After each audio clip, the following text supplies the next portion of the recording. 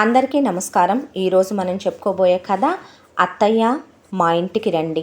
కథలోకి వెళ్ళబోయే ముందు మీరు కనుక మన ఛానల్ని ఫస్ట్ టైం చూస్తున్నట్లయితే తప్పకుండా మన ఛానల్ని లైక్ చేయండి, షేర్ చేయండి, సబ్స్క్రైబ్ చేయండి, బెల్ ఐకాన్ క్లిక్ చేసి ఆల్ అనే బటన్ని ప్రెస్ చేయడం మర్చిపోకండి. నాకు మీరు పెట్టే కమెంట్స్ చూస్తే ముచ్చటేస్తోంది. నిజంగా మీరంతా నా ఫ్యామిలీనే అన్నట్టే నాకు అనిపిస్తోంది. నిన్న ఎవరో ఒకళ్ళు కమెంట్ పెట్టారు, నేను స్టోరీ చెప్పిన తర్వాత లాస్ట్లో చెప్పే మోరల్ వాళ్ళ అమ్మలా అనిపిస్తున్నానని, తనకు వాళ్ళ మదర్ లేరని. నిజంగా నాకు చాలా సంతోషం అనిపించింది.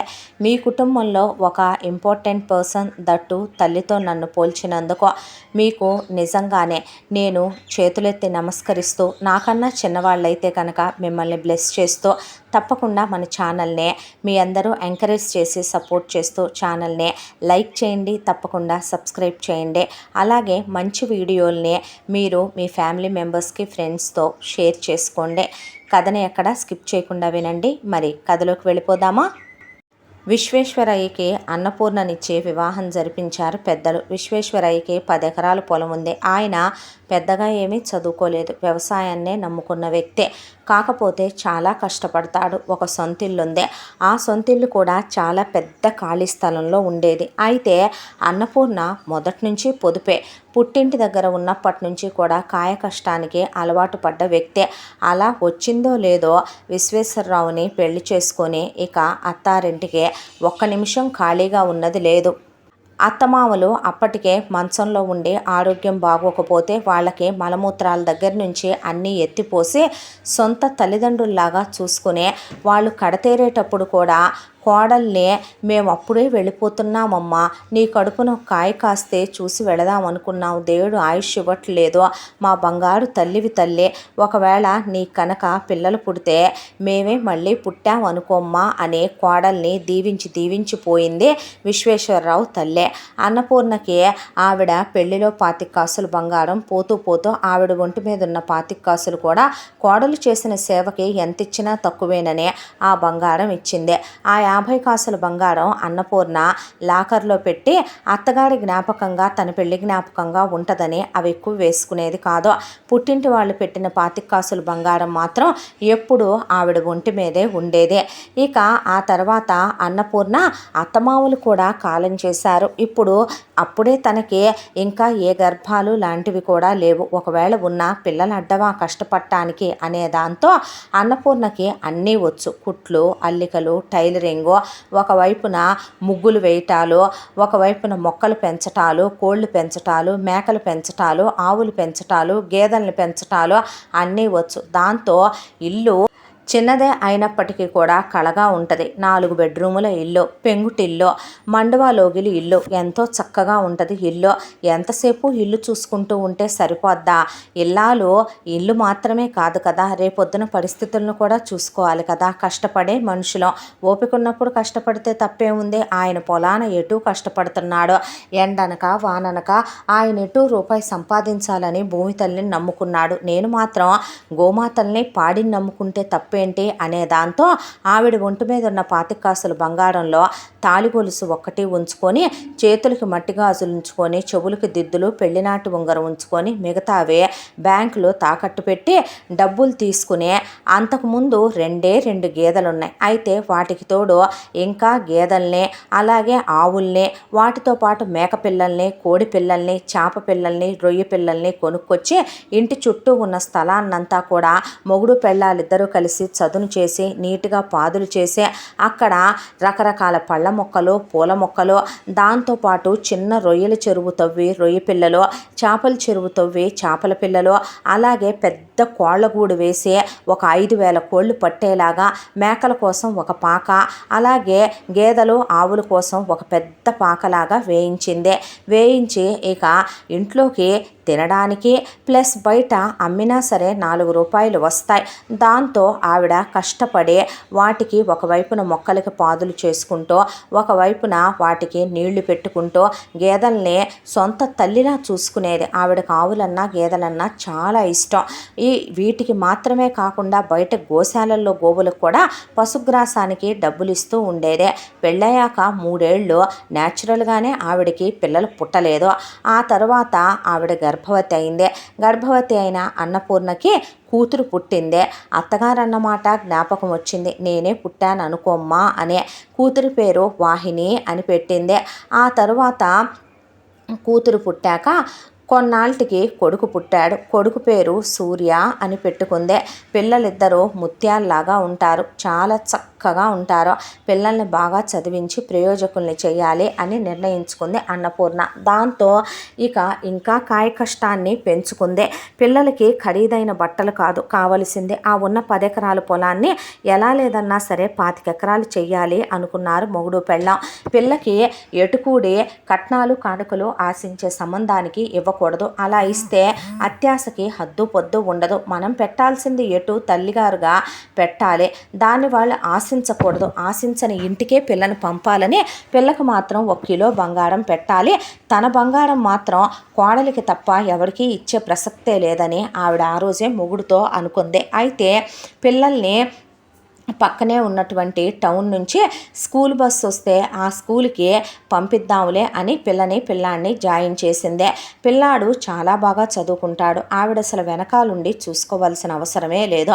కానీ పిల్ల విషయంలో మాత్రం ఇళ్ల చుట్టుపక్కల పిల్లల సావాసాలు పట్టి పిల్ల పొలాలెమ్మట చెట్లెమ్మట గుట్లెమ్మట తిరుగుతూ తొక్కుడు బిళ్ళలు అష్టాచమ్మ అచ్చంగిల్లాలు ఆడుకుంటూ చెట్ల మీద గోరింటాకు కోసుకొచ్చి వాళ్ళు పెట్టుకుందామా, కుంకుమ గోరింటాకు రేపు చేసుకుందామా, ఇక పిల్ల వేసుకున్నాను కదా ఇవాళ పూల జళ్ళు వేసుకుందామా, వాళ్ళ తోటలో మల్లెపూలు బాగుంటాయి, వీళ్ళ తోటలో మామిడికాయలు బాగుంటాయి, వాళ్ళ తోటలో జాంకాయలు బాగుంటాయి అంటే చేతక బాది వదిలిపెట్టి మొత్తానికి పిల్లని కూడా చదువు లేకపోతే ఎందుకు పనికొస్తావే, చదువులేని నిన్ను రేపొద్దున ఎవడు చేసుకుంటాడే అని పిల్లను కూడా, ఆవిడేమి కొడుకుని కూతుర్ని ఇద్దరిని గారాబం చేసే తల్లి కాదు, క్రమశిక్షణగా పెంచాలి, పిల్లలకి మంచి భవిష్యత్తునివ్వాలి. దాంతో పిల్లని కూడా చక్కగా స్కూల్కి పంపించడం మొదలుపెట్టిందే. ఇక పిల్లలకి 10 ఏళ్ల వయసు వచ్చేసరికి కూతురికి ఒకరోజు విశ్వేశ్వరరావు గుండెపోటుతో చనిపోయాడు. ఆయన గుండెపోటుతో పోయాడనే బాధ ఒకవైపున. అంత్యక్రియలు పూర్తయిన తర్వాత అన్నపూర్ణ పుట్టింటి వాళ్ళు వచ్చి ఇంకెందుకు ఇక్కడుంటావు, ఉన్న 4 రాళ్ల ఆస్తి అమ్ముకొని రా మాతో పాటు ఆడేబడుందు కానీ పిల్లల్ని తీసుకొని అంటే, వస్తాను సరే అది తీసేయండి, ఆస్తి అమ్ముకొని రావటం ఎందుకు అంటే, నీకు అక్కడ అప్పనంగా రాజదర్బారులు ఏమీ లేవమ్మా కూర్చోబెట్టి మేపటానికి, నీకు అక్కడ ఎవడో కూడా నీకోసం ఊడిగాలు చేయటానికి సిద్ధంగా లేరు, ఏదో వచ్చి బతకమంటున్నావంటే మా అండన బతకమన్నామే కానీ మా నెత్తినెక్కి తొక్కమనలేదు అన్నారు వదన్లో. అంతకాడికి నేను రావటం ఎందుకమ్మా అంది తల్లిని. తప్పే ఉందమ్మా, నిజమే కదా మీ అన్నయ్య వదన్లో అన్నమాట కూడాను అన్నమాటకే ఆవిడికి గుర్తొచ్చిందే. పెళ్లి సంబంధానికి విశ్వేశ్వరయ్య ఆవిడని చూడటానికి వచ్చిన రోజున వీళ్ళు ఆవిడికి 5 ఎకరాల స్త్రీధనం, ఆ రోజుల్లో 5 లక్షల రూపాయల డబ్బులు, 25 కాసులు బంగారం పెట్టి పెళ్లి ఖర్చులు వీళ్ళే పెట్టుకొని పెళ్లి చేస్తాం అన్నారు. అయితే గొప్ప మనసున్నవాడు కాబట్టి మొగుడు నాకేమీ వద్దని, నాకు అన్నపూర్ణనిస్తే చాలని అంటే, పిల్లని ఒట్టి చేతులతో ఎలా పంపుతాములే అని ఒక 25 కాసులు బంగారం పెట్టారు. ఆ రోజున ఆవిడది అన్నలకు ఉంటుందనే వదిలేసి వచ్చిందే. లేదంటే ఇప్పుడు ఆవిడికి పుట్టింటి ఆస్తిలో వాటా ఉండేదే. పుట్టింటి వాళ్ళు అలా మాట్లాడేసరికి ఎవరితో ఎక్కడి వరకు ఎంతలో ఉండాలో, ఎవరిని ఎక్కడి వరకు ఉంచాలో ఆవిడికి బాగా తెలిసింది. దాంతో ఆవిడికి మూర్ఖత్వం అలవాటు చేసేసుకుందే, లేని పెద్దరికం అలవాటు చేసేసుకుందే. ఊడంతా గర్వం అన్నా పొగరన్నా సరే కాటన్ చీరలు కట్టుకుంటూ మొహాన బొట్టు తీసేసి మెళ్ళో సన్నటి గొలుసు, చేతులకు 2 బంగారపు గాజులు, నల్లబొట్టు బిళ్ళ పెట్టుకొని జడ తీసేసి ముడేసుకునేది వయసులోనే. చిన్న వయసే ఉన్న ముళ్ళుగర్ర తీసుకుని ఒకవైపున వ్యవసాయాన్ని కూలీలని అదిలిచ్చి భయపెట్టి దడదడలాడిస్తూ తనే వ్యవసాయం చేయించడానికి వెళ్ళటం మొదలుపెట్టింది. దాంతోపాటు ఇంట్లో ఉన్న ఆవుల్ని, గేదెల్ని, మేకల్ని, కోళ్ళని ఇంకా పెంచింది. పిల్లలకి మంచి బట్టలు కూడా కొనేది కాదు, వాళ్ళకు మంచి చదువు ఇవ్వాలి. తను అనుకున్న ప్రకారం ఏదైతే అనుకుందో 25 ఎకరాల పొలం అది కంప్లీట్ చేయాలి, పిల్లకి కిలో బంగారం కంప్లీట్ చేయాలి, పిల్లలకి సంవత్సరానికి చెరో 3 జతల బట్టలు కొనేది. చదువు విషయంలో మాత్రం అశ్రద్ధ చేసేది కాదు. ఇంట్లో ఎటు కోళ్ళు, మేకలు, రొయ్యలు, చేపలు ఉండనే ఉన్నాయి, పాడి ఉండనే ఉంది, తిండి గింజలు వండుతూనే ఉన్నాయి. పిల్లలు దుక్కల్లాగా ఉండేవాళ్ళు. 2 పూట్ల పాలు, ఇక కమ్మటి ఇంతింత వెన్నపూస ముద్దలేసినటువంటి ఇడ్లీలు, దాంతోపాటు పిల్లలకి కమ్మగా చేతి నెయ్యి వేసి ఇంతింత కలిపి పప్పేసి, ఆ తర్వాత పిల్లలకి ఇంతింత నాటుకోడితో చేసినటువంటి వంటలు, చేపల వంటలు పెట్టి పిల్లల్ని చాలా బాగా చూసుకునేది. అలాగని అడ్డమైన ఖర్చులు పెట్టుకుంటే మాత్రం ఆవిడ ఊరుకోదు. పండగ వచ్చిందంటే పిల్లకి ఆవిడే మెటీరియల్ తీసుకుని వాళ్ళని వీళ్ళని చూసి పిల్ల చిన్నబుచ్చుకోవటం ఎందుకు అనే దాంతో ఆవిడకి టైలరింగ్ వచ్చు కాబట్టి ఆవిడే బట్టలు కుట్టేదే, పిల్లాడి వరకు బట్టలు కొనుక్కొచ్చేదే. ఎప్పుడైనా పిల్లల్ని తీసుకుని వెళ్ళినా ఆవిడ ఇక పిల్లల్ని సిటీలో వాళ్ళ పుట్టినరోజు అన్నప్పుడు మాత్రం తీసుకెళ్లేదే. ఊళ్ళో వాళ్ళకి వీళ్ళకి పిలిచి పండుగలు చేసే అనవసరమైన డబ్బు ఖర్చు ఎందుకు, అలాగని పిల్లల్ని చిన్నబుచ్చటం ఎందుకు, పిల్లలిద్దరిని వెంట పెట్టుకొని పిల్ల పుట్టినరోజైనా పిల్లాడి పుట్టినరోజైనా పొద్దున్నే వాళ్ళకు బట్టలు తొడిగేసి గుడికి తీసుకెళ్ళిపోయి పాయసం తినిపించేసి ఆ తర్వాత బస్సు ఎక్కిచ్చేసి సిటీకి తీసుకెళ్లేదే. ఆ తర్వాత వాళ్ళకి నచ్చినట్టు సినిమా చూపించి వాళ్ళకి నచ్చిన ఒక డ్రెస్సు కొనిపెట్టి, ఆ రోజున వాళ్ళకి నచ్చిన ఏదైనా అడిగితే అది కొనిపెట్టి రెస్టారెంట్కి తీసుకెళ్ళి చక్కగా వాళ్ళకి నచ్చిన టిఫిను భోజనము అన్నీ ఇప్పించి తినుబండారాలు ఇప్పించి ఆ తర్వాత సాయంకాలం కాసేపు ఏ పార్కుకో తీసుకెళ్ళి ఇంటికి తీసుకొచ్చేదే. పిల్లలు తృప్తిగా ఉండేవాళ్ళు. అమ్మంటే ఎంత భయమో అంత ప్రేమ కూడా పిల్లలిద్దరికే. కూతురు ఫస్ట్ మార్కులు తెచ్చుకునేది కాదు, కానీ ఫెయిల్ అయితే అమ్మ తట్టెలు తేలిందాకా తన్నుద్దని బాగానే చదువుకునేది వాహిని. పిల్లాడు మాత్రం అన్నిట్లో 100కు 100 మార్కులు తెచ్చుకునేవాడు. కూతురికి చదువు మీద పెద్ద శ్రద్ధ లేదని ఆవిడ రాను రోజుల్లో గమనించింది. దాంతో మొక్కై వంగంది మాలై వంగుదరేపు అని చెప్పి సంగీతం టీచర్నే అలాగే డాన్స్ టీచర్నే, అది దట్టు ఆడపిల్ల రేపు వయసుకు వస్తుందనే దాంతో ఆడవాళ్ళని కాస్త వయసు మరలిన వాళ్ళని ఇంటికే వచ్చి నేర్పమని డబ్బులు ఇస్తానని పిల్లకి డాన్సు మ్యూజిక్ నేర్పిందే, వంట వార్పు చితకబాది నేర్పిందే, ఇక మా పెద్దవాళ్ళకి ఎదురు చెప్పకూడదని నేర్పింది, పూజా పునస్కారాలు నేర్పిందే, అత్తింటి వాళ్ళతో ఎలా ఉండాలో నేర్పిందే. కాలచక్ర భ్రమణంలో పిల్లలు పెరిగి పెద్దవాళ్ళయ్యారు. అతి కష్టం మీద అడగ రుద్దగా నిజం చెప్పాలంటే ఆ ఊళ్ళో ఆడపిల్లలు ఎవరు 10th దాటిందాకా చదువుకోలేదు, కానీ వాహిని మాత్రం డిగ్రీ మొత్తాన్ని కంప్లీట్ చేసిందే. ఈలోపు అనుకున్న ప్రకారం అన్నపూర్ణ 25 ఎకరాల పొలం కంప్లీట్ చేసి కేజీ బంగారం అనుకున్న ప్రకారం కూతురు కంప్లీట్ చేసి లాకర్లో పడేయటం కూడా అయిపోయింది. కూతుర్ని ఇంకా ఇంట్లో ఉంచుకోవటం తప్పు, ఎందుకంటే ఇది చదువుకుంటేనో ఉద్యోగం చేస్తేనో ఉంచుకోవచ్చు, ఇది ఉద్యోగానికి పనికిరాదు, తింగర రకం. దానికి తోడు దీన్ని ఉద్యోగానికి పంపితే ఎవడైనా మోసం చేసే ఛాన్స్ ఉంది. దానికి తోడు ఇంట్లో కూర్చోబెట్టుకోవటము పెళ్లి కాని ఆడపిల్లని కరెక్ట్ కాదు. 10 మంది 10 రకాల మాటలంటారు. ఒక మంచి సంబంధం చూసి పెళ్లి చేద్దామని ఇక చాలా మంచోడు ఆ ఊరి గుళ్ళో పూజారి గారు. ధర్మం తప్ప అధర్మం ఆయనకి తెలియదు. ఆయన చేసిన కొన్ని వేల పెళ్ళిళ్ళు పచ్చగా కాపురాలు చేసుకుంటున్నారు. ఆయన్నే పిలిపించి మీ చేతుల మీదుగా ఒక మంచి సంబంధం చూడండి పూజారి గారు, దీని గురించి పుట్టిన కాడి నుంచే మీకు తెలుసు కదా, దీనికి చదువు సావలేదు, లేకపోతే ఎంత చదువుకుంటానంటే అంత చదివిద్దాము, ఈ రోజుల్లో మొగుడు పెళ్ళాం ఇద్దరు కష్టపడందే అవ్వదు, గవర్నమెంట్ ఉద్యోగం రాసుకొని చేసుద్దులే అనుకుంటే ఇదా పనికిరాలా. ఇక కాస్త మంచి సంబంధం ఉంటే చూద్దురు, కట్నాలు కానుకలకు ఆశించని వాళ్ళు, వాళ్ళ వరకు వాళ్ళు అన్ని విధాల యోగ్యులైన వాళ్ళని చూడరు అని అడిగితే అలాగే అన్నపూర్ణమ్మ అని ఆయన సంబంధాలు వెతకటం మొదలు పెడితే వీళ్ళ ఊరికన్నా కాస్త దూరంలో ఉన్న ఒక ఊరిలో ఒక సంబంధం దొరికింది. అబ్బాయి వాళ్ళ నాన్నగారి పేరు చక్రవర్తి, అబ్బాయి వాళ్ళ అమ్మ అబ్బాయికి ఒక 20 సంవత్సరాల వయసు ఉన్నప్పుడు జబ్బుతో పోయింది. ఆయన మళ్ళీ పెళ్లి కూడా చేసుకోలే. ఆయన మిలిటరీ ఆఫీసరు. ఇక అక్కడి నుంచి వచ్చేసి ఇక్కడే ఉంటున్నాడు. ఆయనకి మొక్కలు చెట్లు అన్నా గ్రీనరీ అన్నా సత్యంత ఇష్టం కాబట్టి ఆయన వాళ్ళు ఉండే ఊళ్ళోనే ఇక వాళ్ళ ఇంటిని నందనవనం చేసి చెట్లను పిల్లల్లా చేసి పెంచుకోవటం మొదలుపెట్టాడు. అబ్బాయి పేరు జయరాం. అబ్బాయికి అక్క చెల్లెళ్ళు లేరు, అన్నదమ్ములు లేరు, అమ్మా నాన్నలకి ఒక్కడే కొడుకు. ఆ చక్రవర్తి ఒక్కొక్కళ్ళు ఒక్కొక్క పిల్లల్ని కంటే దేశానికి దరిద్రం రాదు, అసలు అధిక సంతానమే దేశానికి వచ్చే పెద్ద దరిద్రం అనుకుని ఆ రోజుల్లోనే ఒక కొడుకుని కన్న మహానుభావుడు ఆయన. ఇక చక్రవర్తి వాళ్ళకి స్థిరచరాస్తులకి ఏ లోటు లేదు. ఆయన తాత ముత్తాతల నుంచి వచ్చిన పొలాలు ఇళ్ళు వాకిళ్ళు స్థలాలు బోలెడు సచ్చినాయి వాళ్ళకే. దానికి తోడు ఉంది ఒక్కడే నలుసు. పిల్లాడిని ఆయన మిలిటరీ డిసిప్లిన్తో పెంచడం ఒకటే, దాంతో ఏ చెడు అలవాట్లు అవ్వలేదు పిల్లాడికి. దానికి తోడు పిల్లాడు చాలా పెద్ద చదువు చదివాడు, డబుల్ పీజీ చదివిన తర్వాత పెద్ద ఎంఎన్సీ కంపెనీలో మెట్రో సిటీలో పిల్లాడికి జాబ్ వచ్చింది, మంచి శాలరీ. పిల్లాడికి ఆయన అక్కడ ఒక ఇల్లు కొన్నాడు, ఆ తర్వాత ఒక కారు కొనుక్కున్నాడు పిల్లాడు. వాడి జీతం ప్రతి నెల లెక్క చెప్పి బ్యాంకులో వేసుకోమనే తండ్రే కానీ ఆయనకి ఇమ్మనే తండ్రి కూడా కాదు. దాంతో ఈ సంబంధం చాలా కరెక్ట్ అనిపించింది. పూజారి గారు చెప్తే అన్నపూర్ణకి వాళ్ళని పిల్లని చూసుకోవటానికి రమ్మంటే వచ్చారు. వాహిని జయరాం మాట్లాడుకున్నారు. ఒకళ్ళకి ఒకళ్ళు బాగా నచ్చారు. ముఖ్యంగా జయరాంకి వాహిని అమాయకత్వం తింగరతనమే తెగ నచ్చేసింది. అయితే అన్నపూర్ణ ఏమనుకోకు బాబు, డిగ్రీకి మించి దీనికి చదువు అబ్బి సావలేదు. నేను చదివిద్దామని అనుకున్నానయ్యా. కూర్చొని తింటే కొండలైనా కరిగిపోవా. మొగుడు పెళ్ళాం ఇద్దరూ కష్టపడాలి, గవర్నమెంట్ ఉద్యోగం ఉంటే లైఫ్ సెక్యూరిటీ ఉంటుందని చెప్తే ఎక్కడా ఈ బండకి చదువు ఎక్కితేనేగా సంగీతంను డాన్సు నేర్పించాను బాబు. పడగదిలో నీ వరకు వేసి చూపించి పాటలు పాడుద్దు వినయ్యా అని చెప్తే పక్కా నవ్వి డిగ్రీ అంటే ఎక్కువే కదా అత్తయ్య గారు అన్నాడు. అంటే ఆవిడ నవ్వేసి ఏమి ఎక్కువో అన్న తర్వాత ఇక కట్న కానుకల ప్రస్తావన వచ్చింది. చక్రవర్తి నేను మిలిటరీ ఆఫీసర్ని, ఆడపిల్లల దగ్గర కట్నం తీసుకోవటము తప్పే, కట్నం ఇవ్వటము తప్పే అనుకునే మనిషినే.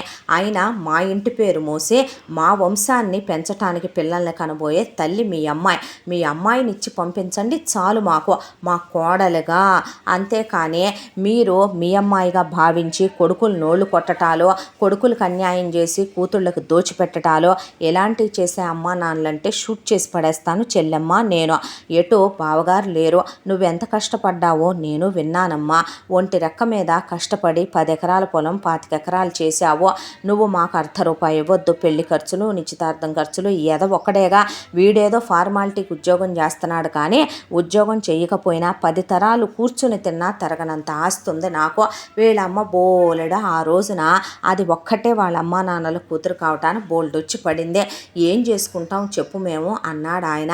సరే అన్నయ్య గారు, మీరడిగిందే చెప్తున్నా. నేను అలాంటి అమ్మను కాదు. అత్యాశ డబ్బాస ఉన్న వాళ్ళకి నేను పిల్లనివ్వాలనుకోలేదు. పిల్లాడికే నేను 25 ఎకరాల పొలం పోగు చేశాను. బ్యాంకీలో ఉన్న డబ్బు కూడా వాడికనే అనుకున్నాను. కాకపోతే పిల్లకి 1 కిలో బంగారం పెట్టాను. ఇక పుట్టింటి ముచ్చటగా అది మాత్రం నేను పక్కన పెట్టుకున్నది మీరు పెట్టనివ్వాలి. అది తల్లి చేతి చలువ కదా, కాదు అనకూడదు అనేసరికి సరేనమ్మా నీ ఇష్టం అన్నాక ఒక్కగానొక్క పిల్ల కాబట్టి కేజీ బంగారం పెట్టుకొని పిల్లకి మంచిగా బట్టలు పెట్టుకొని ఇక వాళ్లే నిశ్చితార్థం ఖర్చులు పెళ్లి ఖర్చులు పెట్టుకున్నారని అల్లుడికి ఒక వజ్ర పొంగరం చేయించి చేతికి కడియం చేయించి మెళ్ళో గొలిసేసింది అన్నపూర్ణ. ఎందుకమ్మా ఇవన్నీ అంటే ఏదో మా ముచ్చట అనేసింది. ఆ తర్వాత ఇక కూతురు వెళ్ళి కాపురం పెట్టింది. ముందు మెట్రో సిటీలో హనీమూన్కి తీసుకెళ్ళాడు అల్లుడు. హ్యాపీగా కూతుర్ని దాని తింగరతనాన్నే అల్లుడు ఎంతో ఇష్టపడతాడు కాబట్టి ఏ పొరపచ్చాలు లేవు. కూతురు మామగారిని వాటేసుకొని మీరొక్కళ్ళే ఉండటం ఏంటి మామయ్య, రండి మాతో పాటు ఉందురు గాని అని అన్నపూర్ణ నేర్పించిన సంస్కారం కూతురు చేత అలా అడిగేలా చేసిందే. అయితే ఆయన అప్పుడే నేను ఎందుకమ్మా, న్యూలీ మ్యారీడ్ కపుల్ మీరు, మీకు కొన్ని కపుల్ గోల్స్ ఉంటాయి, దానికి తోడు ప్రైవసీ అవసరం కూడా. అయినా నేను నా నందనవనాన్ని వదిలి రాలేను, మొక్కలు నా బిడ్డల్లాంటివే. అయినా వీడికి నువ్వు నీకు వీడిని తోడు చేశాను కదా, నాకు మొక్కలు మీ ఎత్తైపోయాక తోడుగా ఉన్నాయి. నేను ఇక రాలేను, నా పని నేను చేసుకోలేను అనుకున్న క్షణం ఖచ్చితంగా నేను మీ మీద ఆధారపడాలనుకున్నప్పుడు మాత్రం వచ్చి మీతో ఉంటా, ఓకేనా అన్నాడు ఆయన. ఇక కూతురు అలా కొంతకాలం మొగుడుతో కాపురం చేసుకుంటూ ఉండగా పెళ్ళయ్యి అప్పుడే కూతురికే 3 సంవత్సరాల కాలం గడిచిపోయింది. అల్లుడి ప్రేమలో టైం ఎలా గడిచిపోయిందో కూడా తెలియలేదు కూతురికి. అంత ప్రేమగా చూసుకుంటాడు అల్లుడు. ఈలోపు అబ్బాయికి అమెరికా ఆన్ సైట్ వచ్చింది. ఆన్ సైట్ వచ్చేసరికి వాహినిని వాళ్ళ నాన్నగారి దగ్గర ఉంచి జయరాం అమెరికాకి వెళ్ళాడు. జయరాం వర్క్ పెర్ఫార్మెన్స్ నచ్చిన వాళ్ళు పర్మనెంట్గా ఉంటానంటే ఉండొచ్చు, లేదా ఎన్నాళ్ళు కావాలంటే అన్నాళ్ళు ఉండు అని చెప్పారు. దాంతో ఇక 2 సంవత్సరాల తర్వాత వాహినిని కూడా తీసుకొని మళ్ళీ వాళ్ళ నాన్నని రమ్మంటే, నేను ఆ దేశం కాని దేశాలు వచ్చి ఉండలేను లేరా, 7 సముద్రాలు దాటే మీరంటే తప్పక వెళుతున్నారు, అలా అని నువ్వు వత్సంగా అక్కడే ఉంటానంటే నడ్డి విరుస్తా, నువ్వు ఏదో ఒక రోజుకి ఇక్కడికే రావాలి అన్న తర్వాత అలాగేలే నాన్న అని అత్తగారికి వీడ్కోలు పలికి వాహినిని తీసుకొని జయరాం వెళ్ళిపోయాడు. కూతురేదో వెళుతుంది కదా అని చెప్పి కూతురేదో అమెరికాలో ఉంటుందని చాలామంది అమ్మలకి ఈ మధ్య ఫ్యాషన్ అయిపోయింది. అమ్మాయి యుఎస్, అమ్మాయి యూకే, అమ్మాయి యూరప్, అమ్మాయి జర్మనీ, అమ్మాయి జపాను. అక్కడికి వెళ్ళి అమ్మాయి చేసేదేంటి, ఎక్కడన్నా ఉంటే కాస్త పనివాళ్ళన్నా ఉంటారు చేతి కింద, ఎవడ పాసి పని వాడే చేసుకుంటూ అక్కడికి వెళ్ళాక ఎంఎస్లు చేసుకొని ఉద్యోగాలు చేసుకుంటూ అక్కడికి వెళ్ళాక ట్యాక్సులు కట్టక తప్పుద్దా, అక్కడికి వెళ్ళిన తర్వాత బతుకు తెరువు ఎత్తుక్కోక తప్పుద్దా, అవన్నీ తప్పే కాదు. కాకపోతే వీళ్ళు మాత్రం ఇక్కడ ఓ డబ్బాలు కొట్టుకోవటం, ఓ గొప్పలు చెప్పుకోవటం మాత్రం అమ్మలు మానరు. కానీ అలాంటి మాటలు అన్నపూర్ణ ఎప్పుడూ మాట్లాడదు. అమెరికా వెళ్ళిన కూతురికి ఆవిడిక్కడి నుంచి పార్సిల్స్ తొయ్యటం అయ్యి ఏమీ లేదు. కూతురికి వంటొచ్చు కాబట్టి అక్కడే అల్లుడికి నచ్చినవి వండి పెట్టి, నీకు నచ్చినవి నువ్వు వండుకో, నీకు నచ్చినవి వండి అల్లుడికి పెట్టకూడదు, అతన్ని నీకు నచ్చినట్టుగా ఉండేలాగా నాకు ఇది నచ్చుతుంది ఇది నచ్చట్లేదని అల్లుడికి చెప్పాలి. అలాగే అల్లుడికి నీలో ఏమంటే ఇష్టమో, నువ్వు ఎలా ఉంటే ఇష్టమో అలా ఉండాలి అని కూడా చెప్పి పంపించింది. దాంతో వాళ్ళ భార్యాభర్తల మధ్య ఏ పొరపచ్చాలు లేవు, చాలా హ్యాపీగా ఉండేవాళ్ళు.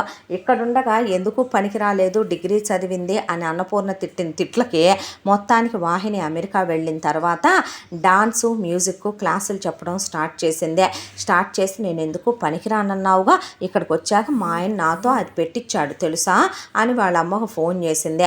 అయి నీకు నేర్పింది కూడా నేనేనే పనికి మాలిందానా, లేకపోతే నువ్వెందుకు పనికొచ్చేదానివి కాదు, చూసావా క్రెడిట్ అంతా తందేనంట, నాదేమీ లేదంట, అందులో నిజం కూడా ఉందిగా బంగారం అన్నాడు అల్లుడు. ఆ తర్వాత కూతురు ప్రెగ్నెంట్ అయింది. ప్రెగ్నెంట్ అయినప్పుడు కూడా ఆవిడ అమెరికాకి వెళ్ళలేదు.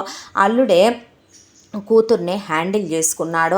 ఇక సీమంతానికి మాత్రం కావలసినవన్నీ ఒక పార్సిల్లో పిల్లకి పంపించి అక్కడ చేసేసుకోండి సీమంతం అని చెప్పింది. వాళ్ళు అక్కడే సీమంతం చేసుకుని బేబీ షవర్ చేసుకుని జెండర్ రివీల్ చేసుకుని అక్కడే కూతురు మొదటి కాన్పులో పాపని ప్రసవించింది. పాప పేరు అవని అని పెట్టుకున్నారు. ఆ తర్వాత కూతురు మరో 2 ఏళ్లకి కొడుకుని ప్రసవించింది. పిల్లాడి పేరు అనిరుద్ అని పెట్టుకున్నారు.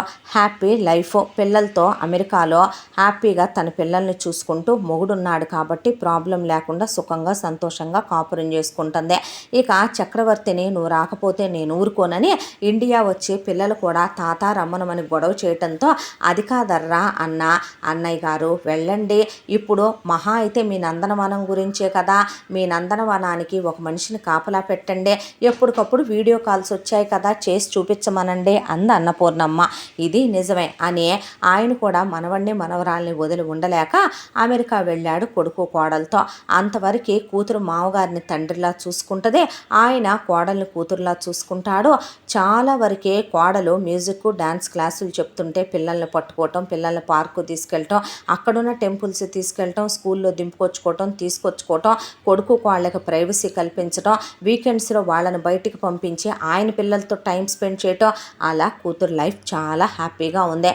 ఇక కొడుకు గురించి ఆలోచించటం అయితే సూర్యది బీటెక్ అయిపోయింది, ఎంటెక్ కూడా అయిపోయింది. అయిపోయిన తర్వాత అన్నపూర్ణ కొడుకుని చూడు నాన్న, ఈ ప్రైవేటు ఉద్యోగాల్ని నమ్ముకొని ఉండకూడదు, లైఫ్ సెక్యూరిటీ అనేది మనిషికి ఒకటి ఉండాలి, పీజీ దాకా చదువుకున్నావుగా గవర్నమెంట్ ఉద్యోగానికి ట్రై చేయరాదు ఆవిడ. డబ్బులు కావాలన్నా పెడదాం, మన దగ్గర 4 రూపాయలు ఉండనే ఉన్నాయి, నేను నీ కోసం బ్యాంకులో ప్రతి రూపాయి దాస్తానే ఉన్నాను, పాడి మీద్దే పొలం మీద్దే ఏం ఖర్చు అవుతున్నాయిరా, బాగానే మూలుగుతున్నాయి మన దగ్గర డబ్బులు ఆవిడ. అంటే ఆ మాటకే అది కాదమ్మా, అంటే గవర్నమెంట్ జాబు ఒక అటెంప్ట్లో రాకపోతే 2, 3, 4 రాయి నాన్న, కోచింగ్కి వెళ్ళు, కోచింగ్కి డబ్బులు కావాలంటే నేను ఇస్తాను ఆవిడ. పర్లేదమ్మా అనే, పోనీ ఒక పంచే, అప్పుడు దాకా ఏదైనా ఒక ప్రైవేట్ ఉద్యోగంలో చేరు, మంచి జీతమే వస్తుంది కదా, నీకు మంచి పర్సంటేజే వచ్చిందిగా, పెద్ద కాలేజీలోనే చదువుకున్నావుగా నువ్వు, ఆ తర్వాత నువ్వు ఉద్యోగం చేసుకుంటూ గవర్నమెంట్ ఉద్యోగం రాయి, ఒకటి కాకపోతే 3 అటెంప్ట్స్లో 4 అటెంప్ట్స్లో వస్తుంది వస్తుంది లేరా అని ధైర్యం చెప్పింది. అయితే కొడుకుండేది మెట్రో సిటీలో. ఎటు ఇక్కడ ఉంటున్నాను కదా, ఉద్యోగం చేసుకుంటున్నాను కదా, అమ్మ నాతో ఇదివరకు ఇట్లాగా లేదు కదా అని అడ్డమైన ప్రేమలో అడ్డమైన పెళ్ళిళ్ళు, సిగరెట్ తాగుదామా, బీడీ తాగుదామా, చుట్ట తాగుదామా, పబ్బులకి వెళ్దామా, క్లబ్బులకి వెళ్దామా, సినిమాలు షికార్లకు అడ్డగోలుగా తిరుగుదామా, అమ్మాయిలతో ప్రేమాయణాలు సలుపుదామా, మందు తాగితే తప్పే ఉందే, ఒక అమ్మాయిని గదికి తెచ్చుకుంటే తప్పే ఉందని వెధవేషాలు ఇస్తే నడ్డి ఇరిగిపోద్ది. ఇక్కడి నుంచి నేను అన్నీ పంపిస్తాను. నీకంటూ పెళ్లి చేసేంత వరకు, లేదా నువ్వు ప్రేమిస్తే ఒకే అమ్మాయిని ప్రేమించు, అన్ని విధాలా నీకు మన ఫ్యామిలీకి కరెక్ట్ అయిన దాన్ని ప్రేమించు, నేను కాదన్ను.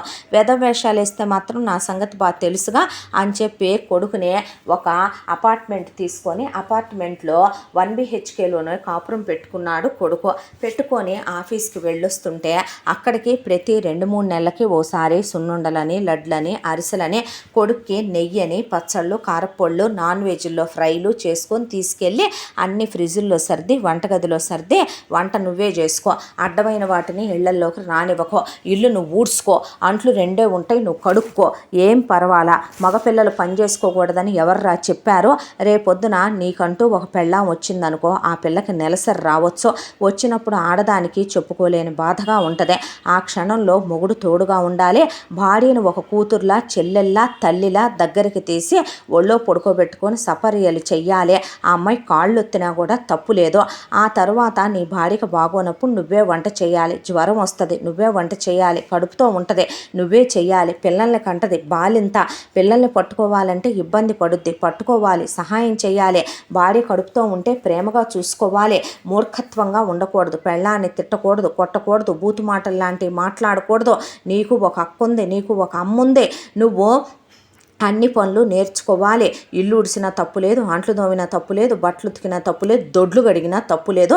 నీ పెళ్ళానికి నువ్వు అన్నీ ఎత్తిపోసి అన్నీ కడుక్కున్నా తప్పు లేదు. మొగుడు పెళ్ళాల మధ్య అలాంటివి ఏవి ఉండవు అని చెప్పుకొచ్చేసరికి, అలాగేనమ్మా, నా చిన్నప్పటి నుంచి చెప్తూనే పెంచావు కదవే ఇవి అన్నాడు సూర్య. సరిలే కానీ ఇంతకీ జీతం ఎంత వచ్చింది? 1 lakh వచ్చిందమ్మా. ఇంతకీ రెంట్ ఎంత కట్టా? కరెంటు బిల్ ఎంత వచ్చింది? ఇంతకీ పాల ప్యాకెట్ వేయించుకోమన్నాను, పాలు తాగమన్నాను, వేయించుకుంటున్నావా, తాగుతున్నావా? ఇంతకీ మిగతా ఎంత మిగిలినీరా? ఇంత మిగిలినవి అమ్మా, పద బ్యాంకులో అకౌంట్ ఓపెన్ చేసి బ్యాంకులో వేసుకుందు కానీ నాకు ఇవ్వక్కర్లేదు అన్నాను కదా అని వెధవేషాలు వేస్తే మొహం బగల కొడతా అని చెప్తే, అమ్మా నా ఖర్చులు ఏముంటాయే అన్నాడు. సరేలే, మంచి పని చేస్తే నేను ఎందుకు వద్దంటాను. నీ జీతం నుంచి ప్రతి నెల ఒక 5,000లో 2,000 గోగ్రాసానికి వెయ్యమ్మా. అందులో నుంచి ఒక 3,000లో 1,000 రూపాయలు నోరు లేని జంతువులు ఉంటాయి కదా బయట, వాటికి ఏదో ఒకటి నువ్వే ఫుడ్ ప్రిపేర్ చేసి తీసుకెళ్ళి పెట్టు. ఒక 2,000 ఎవరికైనా అన్నదానానికి ఇవ్వు. సరేనా? నీ జీతం పెరిగిందనుకో, సంవత్సరానికి ఓ పిల్లనో చదివించరా, మంచి పనులు చెయ్యి, దేవుడు మెచ్చుతాడు అని చెప్పింది ఆవిడ. సరేనమ్మా అన్నాడు. అన్న తర్వాత ఒక అటెంప్ట్ పోయింది గవర్నమెంట్ జాబ్కి. సెకండ్ అటెంప్ట్లో మాత్రం చాలా పెద్ద పోస్టింగ్ వచ్చింది. దానికి ఎకాయికిన 30 లక్షల రూపాయలు లంచమే అడిగారు వాళ్ళు. అడిగితే అన్నపూర్ణేమి వెనక్కి తగ్గలేదు, సింగిల్ పేమెంట్లో కట్టేసింది. సూర్యకి జాబ్ వచ్చింది. వాళ్ళే క్వార్టర్స్ కూడా ఇచ్చారు. లంకంత ఇల్లు ఏం చేసుకునే నేను అన్నాడు. ఎవరినైనా ప్రేమించావా? ఏబ్బే లేదమ్మా అన్న తర్వాత, సరే 6 నెలలు తిరిగేసరికి నీకు మంచి సంబంధం చూసి పెళ్లి చేస్తా. ఏం చేయటం ఏంటి, ఈ 6 నెలలు అలవాటవ్వు, ఈ ఇంట్లో కావలసినవన్నీ ఇల్లాలు వచ్చేలోపు కొనుక్కో. జీతం వస్తుందిగా, గవర్నమెంట్ ఉద్యోగం, అడ్డమైన వ్యసనాలకు అలవాటు పడితే తెలుసుగా నా సంగతే అమ్మా అన్నాడు సూర్య. సూర్యకు కూడా తల్లంటే వాళ్ళ మాలిన పిచ్చి ప్రేమ పిల్లలిద్దరికీ. నిజం చెప్పాలంటే అల్లుడికి తల్లి లేదు కాబట్టి అన్నపూర్ణను నా కొడుకు లాంటోడివయ్యా అంటదని ఫోన్ చేస్తే అత్తయ్య అనడావన్నే, అత్తమ్మ అనే వచ్చేస్తుంది మాట. లేదంటే ఒక్కోసారి అమ్మ, అన్నపూర్ణమ్మ అనే పిలిచేస్తూ ఉంటాడు ఆవిడ్నే. అంత ప్రేమ అత్తగారంటే అల్లుడు కూడా. ఆవిడ అలాగే చూస్తుంది కొడుకుతో సమానంగా అల్లుడినే. ఇక సూర్యకి వచ్చింది కూడా పెద్ద పోస్టు, వచ్చేది కూడా పెద్ద జీతం. లంచాలు తీసుకోవటం, తప్పుడు పనులు చేయటం అలాంటి చేయబాకరా, కెరియర్లు పోతాయి అని చెప్పొచ్చింది కొడుక్కి. సరేనమ్మా అన్నాడు. ఈలోపు సేమ్ పంతులు గారిని పిలిచి కూతురుకు చూసినట్టే కొడుకు కూడా సంబంధాలు చూడమని చెప్పింది. ఆయన సంబంధాలు వెతకటం ప్రారంభించాడు. ఇక ఒక చోట ఒక సంబంధం దొరికింది. అమ్మాయి పేరు జయ. అయితే అమ్మాయి చూడటానికి బాగుంటుంది. డిగ్రీ వరకు చదువుకుందే. అమ్మాయి వాళ్ళ నాన్నగారి పేరు రామనాథం. ఆయనకి ఆ ఊళ్ళో పెద్ద మనిషిగా మంచి పేరుందే. అమ్మాయి వాళ్ళు 2 ఆడపిల్లలు, 2 మగపిల్లలు. అమ్మాయి వాళ్ళ అక్కకి పెళ్ళైపోయింది. అల్లుడు బంగారమే పెద్దల్లుడు. ఇక అమ్మాయికి కూడా పెళ్లి చేస్తే కొడుకులకి పెళ్లి చేయాలని రామనాథం గారు ఎదురు చూస్తున్నాడమ్మా అని చెప్పుకొచ్చాడు ఆయన. మాకు కట్న కానుకలు అక్కర్లేదని చెప్పారా మీరు అందే అన్నపూర్ణమ్మ. అయ్యో చెప్పకనే చెప్పాను తల్లి. ఆయన వాళ్ళు కబురు కూడా చేస్తామని ఈరోజే కబురు కూడా చేశారు అమ్మాయిని చూసుకోవటానికి రమ్మనమని. వారం క్రితమే మాట్లాడొచ్చానమ్మా నేను. వారే విషయం చెప్పకముందు ఎందుకులే మీకు చెప్పటం అని చెప్పలేదమ్మా అన్నాడు ఆయన. ఆ తర్వాత ఇక కొడుకుని రమ్మనమని చెప్పి అన్నపూర్ణమ్మ సూర్యని తీసుకొని పెళ్లి చూపులకని వెళ్ళిందే. రామనాథం గారు చాలా సాదరంగా వీళ్ళని ఆహ్వానించాడు. వాళ్ళు ఈ సంబంధాన్ని ఎట్టి పరిస్థితుల్లో వదులుకోదలుచుకోలేదు. దానికి కారణం వాళ్ళు ఆల్రెడీ వీళ్ళ గురించి ఎంక్వైరీ చేసుకున్నారు. విశ్వేశ్వరరావు పోయాడని, అన్నపూర్ణమ్మ మంచిదని, రూపాయికి రూపాయి పోగు చేసే మనిషిని, 25 ఎకరాల పొలం పోగు చేసిందని, బ్యాంకులో డబ్బులు ములుగుతున్నాయని, బంగారం బాగానే ఉందని, ఉంది సొంతిల్లేనని, ఇప్పటికి కూడా ఆవిడ పాడి పంట ఏది వదలలేదని, సొంతమే పొలం వ్యవసాయం చేయించుద్దని, వచ్చే రాబడే కానీ పోయే రాబడి ఏమీ లేదని, పిల్లాడిది పెద్ద గవర్నమెంట్ ఉద్యోగం అని, బొచ్చడంత జీతమే వచ్చి పడుద్దని, దానికి తోడు క్వార్టర్స్ ఉన్నాయని, పిల్లాడు కారు కొనుక్కున్నాడని, ఏ చెడు వ్యసనాలు లేవని, జీతమంతా పిల్లాడు దాచుకోవటమే తప్ప తల్లి 1 రూపాయి అడగదని, ఉన్న 1 కూతురు అమెరికాలో ఉందని, పుట్టింటి మీద ఆధారపడి తినే పిల్ల కాదని, 2 పిల్లలు కూడా అమ్మాయికని, ఆ అమ్మాయి మొగుడికే పత్తెరాలు తిన్నా తరగనంతుందని, అమెరికాలో ఇంకా కోట్లు గణిస్తున్నారని, ఇవన్నీ తెలుసుకున్న తర్వాత అన్ని మంచి క్వాలిటీస్ ఉన్న సంబంధాన్ని ఎవడొదులుకుంటాడో. పై ఎత్తున అన్నపూర్ణమ్మ పావలా కట్నం అక్కర్లేదందే. దానికి ఇంకేం కావాలి? ఇక కొడుక్కి రీసెంట్గానే ఆవిడ ఇల్లెటు అంత పెద్దది ఇచ్చారు కాబట్టి క్వార్టర్స్, మొన్న మధ్యనే సూర్యకి ఒక పెద్ద ల్యాండ్ కూడా కొంది సిటీలో. కొని అందులో 3 అంతస్తుల భవంతిని కట్టించి, ఆ 3 అంతస్తుల భవంతిని ఒక పోర్షన్ బ్యాంకుకి, ఒక పోర్షన్ బట్టల షోరూమ్ వాళ్ళకి, ఒక పోర్షను ఇంకేదో ఆఫీస్ వాళ్ళు కావాలి అంటే అద్దెలకి ఇచ్చేసిందే. అవే నెలకి 3 లక్షల రూపాయల అద్దెలు ఇచ్చి పడుతున్నాయి సూర్యకే. ఇంకేం తక్కువ? ఇంకో చోట మళ్ళీ స్థలం కొని రెడీగా కూడా పెట్టింది కొడుక్కి ఇల్లు కట్టించుకోవటానికి. అన్ని విధాల యోగ్యమైన సంబంధం అనే రామనాథం తచ్చెట్లాడిపోతున్నాడు ఆ సంబంధం ఓకే చేయించుకోవాలనే. దాంతో ఆవిడ వచ్చి పిల్లని చూసిందే. ముక్కు మొహం చూడటమే కదా, వాళ్ళు ఆడపిల్లలు ఉంది 2 కాబట్టి పెద్దమ్మాయికి పెద్దల్లుడు కూడా కట్నం తీసుకోలేదు. వాళ్ళమ్మ నాన్నలు చాలా మంచోళ్ళు. ఒక 50 కాసులు బంగారం మాత్రమే వీళ్ళు పెద్దమ్మాయికి పెట్టిందే. రెండో అమ్మాయికి కూడా మళ్ళీ అంతే బంగారం. రామనాథం గారు రేపు రాబోయే 2 కోడళ్ళకు కూడా 50-50 చొప్పున చేయించి బ్యాంకులో పెట్టాడు ఆయన. ఆ 50 కాసులు బంగారం వేసి చీర కట్టి జయని తీసుకొచ్చి సూర్యకి ఎదురుగా కూర్చోబెట్టారు. అమ్మాయి అబ్బాయి మాట్లాడుకుంటారు అన్నారు. అంటే సూర్య, ఈ పెళ్ళి మీకు ఇష్టమేనా? నేను మీకు నచ్చే ఒప్పుకుంటున్నారా? లేదంటే మీ అమ్మా నాన్నలు ఏమైనా బలవంతం చేశారని ఒప్పుకుంటున్నారా? మీరెవరినైనా ఇష్టపడ్డారా, ప్రేమించారా? అలాంటి ఏమన్నా ఉంటే ముందే చెప్పండి. మళ్ళీ తర్వాత మన ఇద్దరి మధ్య అనవసరమైన డిస్టర్బెన్స్లు వద్దు. నాకు భార్య మీద, పెళ్లి మీద చాలా ఎక్స్పెక్టేషన్స్ ఉన్నాయి. నేను ఇంతవరకు ఏ అమ్మాయిని ప్రేమించలేదు, ఏ అమ్మాయిని తప్పుడు దృష్టితో చూసే అలవాటు లేదు. మా అమ్మ పెంపకంలో నాకే చెడు అలవాట్లు అవ్వలేదు. నేను 9 to 5 ఆఫీస్ టైము, ఆ తర్వాత నా వైఫ్తో చాలా హ్యాపీగా గడపాలనుకునే వ్యక్తినే అని అంటే మీరు నాకు నచ్చారండి అందే. ఏం చూసి నచ్చాను నేను మీకు అని అడిగాడు. నిజం చెప్పాలంటే మీ గురించి నాకేమీ తెలీదు. మీ ముఖం, మీరు చదువుకున్న చదువు, మీరు చేసే ఉద్యోగం, మీ కుటుంబం, మీ అమ్మగారు అంతవరకు, మీ అక్కయ్య గారు అంతవరకు చెప్పారు, అంతవరకే తెలుసు. మీరు చూడటానికి బాగున్నారు, నాకు మీరు నచ్చారు, మీరు చదువుకుని ఉద్యోగం చేస్తున్నారు, మీ అమ్మగారు మిమ్మల్ని బాగా పెంచారని మా ఇంట్లో వాళ్ళు కూడా చెప్పారు. ఇంకా నాకు తెలిసిందైతే ఇంతేనండి అని. ఎవరికైనా ఇంతకన్నా ఎలా తెలుస్తుంది అందే. జెన్యూన్గా ఆన్సర్ చెప్పినట్టు అనిపించింది అతనికి. నేనెవరిని ప్రేమించలేదండి. దానికి తోడు ఆ ప్రేమ వ్యవహారాలు లాంటి మా నాన్నగారికి నచ్చవు. కాబట్టి మేము అసలు మా అక్క కానీ నేను కానీ అలాంటి వాటి జోలికి వెళ్ళింది లేదు. అక్కని బావగారు పెళ్లిలో చూసి ఇష్టపడి వాళ్ళ అమ్మా నాన్నని తెచ్చి అడిగి చేసుకున్నారు. నా కోసం ఇలా మీరు సంబంధం వచ్చారు, నా ఫస్ట్ సంబంధం కూడా మీరేనండి అని చెప్పింది జయ. చెప్పిన తర్వాత సూర్య అమ్మాయి నచ్చిందా అయ్యా అని అడిగింది అన్నపూర్ణ. అడిగితే నచ్చిందమ్మా అన్నాడు. నీకు అని అడిగాడు రామనాథం జయనే. నచ్చారు నాన్నగారు అన్న తర్వాత ఇక అన్నపూర్ణమ్మ రామనాథంతో మీరు మాకు 10 పైసలు కూడా ఏమీ ఇవ్వడానికి వీలు లేదు. అమ్మాయి ఒంటి మీద ఇప్పుడు వేసిన బంగారం కూడా మీరే తీసేసుకోండి, తర్వాత నేనే పెట్టుకుంటాను బంగారం అంటే అమ్మ అమ్మ అమ్మ కాస్త నేను చెప్పేది వినమ్మా అన్నపూర్ణమ్మ. ఏంటంటే చెల్లెమ్మ, మా అమ్మాయికి వాళ్ళ మేనమామకి పిల్లలు లేరు కాబట్టి అమ్మాయిని వాళ్ళే తీసుకుని పెంచుకుంటామని చిన్నప్పుడు చదివిచ్చారు.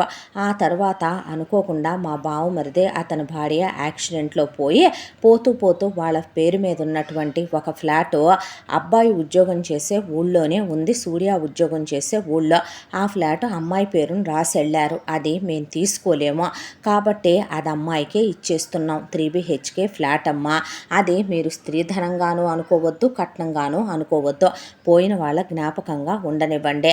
ఇక 50 కాసులు బంగారం అంటావా, అది నా తల్లి జ్ఞాపకమమ్మ. నా కూతుళ్ళిద్దరికీ ఇమ్మనమని, నా కొడుకు భార్యలిద్దరికీ ఇమ్మనమని 200 కాసులు పెట్టిపోయింది నా తల్లి. పెద్దమ్మాయికి 50 పెట్టాను నానమ్మ జ్ఞాపకార్థం, దీనికి వద్దను కూడా తల్లి, మిగతావి నీ ఇష్ట ప్రకారమే చెయ్యమ్మా అన్నాడు రామనాథం. సరేనని కూతుర్ని అమెరికా నుంచి పిలిపించింది. అల్లుణ్ణి, వియ్యంకుణ్ణి, మనవణ్ణి, మనవరాల్ని. చాలా గ్రాండ్గా ఉంది. ఒక్కగానొక్క కొడుకు కాబట్టి ఎంగేజ్మెంటే పెళ్ళంత హడావిడిగా.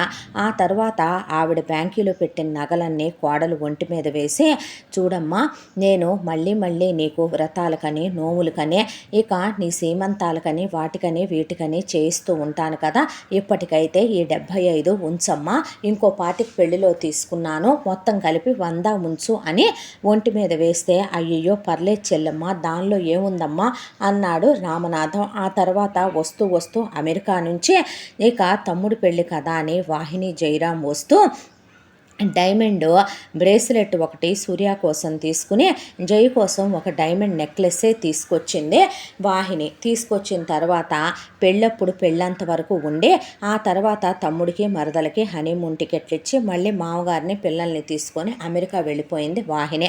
ఆ తర్వాత సూర్య జయ హనీమూన్కి వెళ్ళొచ్చారు. వెళ్ళొచ్చిన తర్వాత వెంటనే పిల్లల్ని కనుకూడదు, ఒక 3 ఏళ్ళు టైం తీసుకుందాం అనుకున్నారు. పెళ్ళి అయిపోయింది, కాపురం పెట్టుకున్నారు. మీరు మాతో రావచ్చు కదా అత్తయ్య, ఏం చేస్తారు ఇక్కడే ఉండి అంది జయ. ఆ మాటకి అప్పుడేనా అమ్మ ఒంట్లో ఓపికందే, నేను వచ్చేస్తే ఈ గొడ్డు గోద ఏమైపోతాయి చెప్పు, నేను వచ్చేస్తే ఈ మేకపిల్లలు ఏమైపోతాయి, ఆ వ్యవసాయం నేనుంటే సొంతం వేయించితే 4 రాళ్ళు మిగులుతే, రేపు మీకు పిల్లలు పుడితే 4 రూపాయలు కావద్దా, బ్యాంకులో చాలా డబ్బు నిలవ పెట్టావుగా అత్తయ్య, 25 ఎకరాల పొలం కూడా చేసావు, మనకు బోల్డ్ అంత అద్దెలు వచ్చేలా 3 అంతస్తులు బిల్డింగ్ కట్టించావు, స్థలం కొన్నావు, ఇంకా ఏం కావాలి, ఆయన లక్షల్లో సంపాదిస్తున్నాడు, బోలెడి జీతం, అంత పెద్ద లంకంత క్వార్టర్స్, ఏం చేసుకోను, కారు కూడా ఉంది మాకు, నువ్వు పెట్టిన బంగారం వెండి ఉన్నాయి, నాన్న పెట్టింది ఉంది, నాన్న ఇచ్చిన ఫ్లాట్ అద్దెకిచ్చాం, ఇంకా ఎందుకు అత్తయ్య అంటే, పిచ్చిదాన ఎందుకు అనకూడదు, రేపు నీకు 2 3 పిల్లలు పుడితే కావద్దా, భలేదానివేనమ్మా అనేసి ఆవిడ ఏం పర్వాలేదులే కానీ నువ్వు వెళ్ళు అనే, మీ ఇద్దరు సంతోషంగా ఉండండి తృప్తిగా అనే కూతురికి ఎప్పుడూ పంపించి ఎరుగదు కానీ అమెరికా దాకా పార్సిల్స్, కోడలు ఎక్కడ ఇబ్బంది పడుద్దోననే కోడలు ఉండే ఊరు వెళ్ళి ఇక కొడుకుని ఏరా పని మనిషిని పెట్టలేదంటే అదే వద్దందమ్మా అంటే, అది వద్దంటే నువ్వు పెట్టవా అని వంటమ్మాయిని పెట్టిందే, ఆ తర్వాత పనమ్మాయిని పెట్టిందే, బట్టలకి మిషన్ కొని ఇచ్చిందే, ఆ తర్వాత జాగ్రత్తగా ఉండండమ్మా అని చెప్పి కోడలికి నోములకని వ్రతాలకని పెళ్ళైన దగ్గర నుంచి ఏదో ఒక బంగారపు వస్తువు కొంటూనే ఉంది అన్నపూర్ణమ్మ. అలా 3 సంవత్సరాల కాపురం గడిచిపోయింది. కొడుకు కోడలు మధ్య మధ్యలో ట్రిప్పులకి వెళ్ళొస్తూ, కాకపోతే సూర్యకి జయ ప్రాక్టికల్గా ఉంటుంది. వంట చేసుద్ది అప్పుడప్పుడు తన మనసుకు నచ్చినట్టు, కానీ అందులో సూర్యకి ఇష్టమైనవి ఉన్నాయా లేవా అని ఆలోచించదు. సూర్య కాంప్రమైజింగ్ తత్వం. కలిసి నడవాలని అమ్మ నేర్పించింది కదా, ఆడవాళ్ళకి గౌరవం ఇవ్వాలి, విలువ ఇవ్వాలి అనే దాంతో నాకు ఇష్టమైనవి నువ్వు వండు అన్నా సరే వారంలో 5 రోజులు వంటమ్మాయితో వండించిన జైకి నచ్చేవే వండిస్తుంది.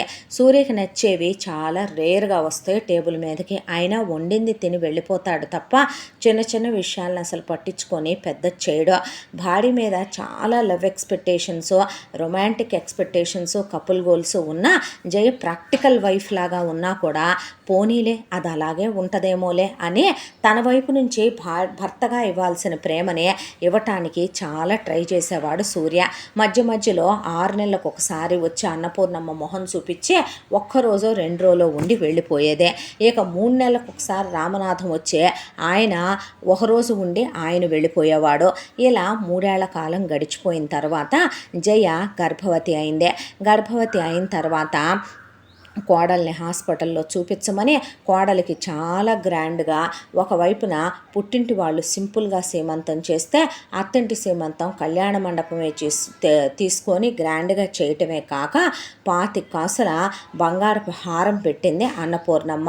ఆ తరువాత జైకి కరెక్ట్గా నెలలు నిండుతున్నాయి అన్నప్పుడు 7వ నెలలో వెళ్ళి జై దగ్గరే ఉండి జైకి సేవ చేసి వండి పెట్టి బలం పెట్టి ఆ తర్వాత 10 నెలలకి జయ పాపను ప్రసవించిందే. పాపకి పేరు నువ్వే పెట్టమ్మా అని సూర్య అంటే తప్పయ్యా, నేను పెట్టకూడదు. బిడ్డని కన్నదే తల్లి, మోసింది తల్లి. దాని పిల్లకి పేరు పెట్టుకునే హక్కు దానికే ఉంటుంది. నీకు నచ్చిన పేరు నువ్వే పెట్టుకోమ్మా అంటే రామనాథం దాని తలకాయ తెలిసి చెల్లెమ్మా దానికి అంటే లేదులే అన్నయ్య పెట్టుకోనివ్వండి అన్నాక వీక్షిత అంది జయ. అంటే సూర్య కూడా పేరు బాగుందని బియ్యంలో వీక్షిత అని రాశారు. ఇక కూతురికి ఏదైనా పెడదామని రామనాథం గారు పురిట్లో స్నానం చేసేటప్పుడు తీసుకొస్తే పుట్టింటి చలవని అన్నపూర్ణమ్మ వద్దందని పుట్టిన మనవరాలికి ఆయన ఒక 5 కాసులు పెట్టి నెక్లెస్ చేయించి దాని మీద పోగులు చేయించి ఆ సెట్టు ఒళ్ళో పెట్టి వెళ్ళాడు. అన్నపూర్ణమ్మ పుట్టిన పాపకి ముడుగులు, గొలుసు, ఉంగరాలు చేయించడంతో పాటు పాప మొదటి పుట్టినరోజు కల్లా వడ్డాణం, వంకీలు, బుడ్డదానికి కూడా అన్ని నగలు, పాపడి బిళ్ళ, మోటీలు, చంపసొరాలు, జుంకాలు, గాజులు అన్నీ చేయించేసిందే. దీని ఓణీలు దీని పెద్ద మనిషి టయానికి అన్నీ పెద్ద పిల్లల సైజులతో చాన్సాలరా నాన్న అని నవ్వింది. ఆ తర్వాత టైం తీసుకుందామని సూర్య అంటున్నా వినకుండా అతి కష్టం మీద ఇక 1 సంవత్సరం టైం తీసుకుని 2వ సంవత్సరానికి మళ్ళీ ప్రెగ్నెంట్ అయి కూర్చుంది జయ. ప్రెగ్నెంట్ అయిన తర్వాత మళ్ళీ సీమంతాలు జరిపించింది అన్నపూర్ణమ్మ. ఆ తర్వాత అందరూ ప్రెగ్నెన్సీ షూట్లు చేయించుకుంటున్నారని ఫస్ట్ టైము, రెండోసారి కూడా చేయించింది జ్ఞాపకంగా ఉండాలని. ఆ తర్వాత ఇక కోడలికి మళ్ళీ 25 కాసులు పెట్టి ఈసారి ఇంకొక బంగారపు వస్తువు కొని పెట్టింది ఆవిడ. పెట్టిన తర్వాత మళ్ళీ 7వ నెలలో వెళ్ళి కోడలికి బలమది పెట్టుకొని దగ్గరుండి చూసుకుంటే 10వ నెలలో మళ్ళీ కూతురునే కంది కోడలు. ఈసారి పుట్టిన పాపకి దీక్షిత అని పేరు పెట్టుకున్నారు. పెట్టుకున్న తర్వాత వియ్యంకుడు మళ్ళీ ఒక 5 కాసులు పెట్టి వస్తువు కొని 2వ మనవరాలకి పెట్టేసి ఆయన వెళ్ళిపోయాడు. ఆ తర్వాత ఇక ఆపరేషన్ చేయించేసుకో అన్నాడు సూర్య. నా కొడుకు కావాలి అని కూర్చుంది జయ. వద్దమ్మా, మళ్ళీ అనవసరంగా నీ ఆరోగ్యం పాడవుతుందే అంది అన్నపూర్ణ. ఏం పిచ్చి పట్టిందా అల్లుడు వద్దంటే అన్నాడు రామనాథం. అదేంటత్తయ్య, నీకు వదినొక్కటే ఉంటే సరిపోయేదా, కొడుకు లేడా? అయినా అదేంటే మేము ఆడపిల్ల మగపిల్లాడని పెట్టుకోలేదమ్మా. మా అమ్మ నాన్నకి లేనివి మీ నాన్నగారికి లేనివి నీకే పుట్టుకొచ్చాయే అంటే అది కాదత్తయ్య, నీకు కూడా 2 ఉన్నారు. నా సాలు నీకు రాలేదమ్మా, మీ అమ్మ సాలు వచ్చింది అనుకుంటాను.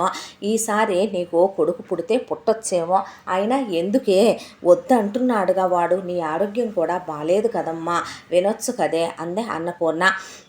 అమెరికా నుంచి వాహిని ఫోన్ చేసి చెప్పినా కూడా నాకు కొడుకు కావలసిందే వదిన, నీకు కొడుకున్నాడు, ఇక మా నాన్నకి కొడుకులున్నారు, అత్తయ్యకి కొడుకున్నాడు, నాకు లేకపోతే ఎలాగా అని అసలు కనీసం ఒక 3 years అన్న టైం తీసుకుందామని సూర్య చెప్తున్నా వినకుండా దీక్షితకి 6వ నెలకి ఇక జయకి 3వ నెల కడుపు.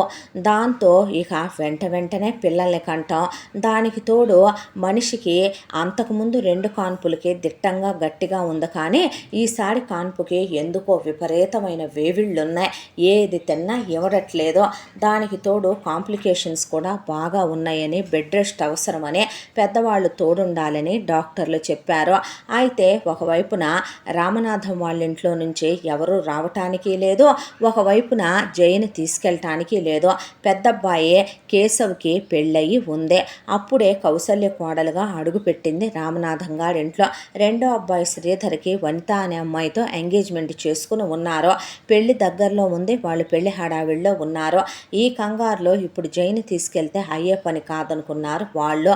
ఇక ఎలాగోలాగా మేనేజ్ చేసుకోవటానిక సూర్య వల్ల తేలట్లేదు. ఇంట్లో పనివాళ్ళున్న ఆడపిల్లలిద్దరూ చిన్న వాళ్ళు. వాళ్ళకి పిలకలేయటం, వాళ్ళకి స్నానాలు చేయించటం, వాళ్ళకి భోజనం తినిపించటం, జయని చూసుకోవటం అంటే అవ్వట్లా.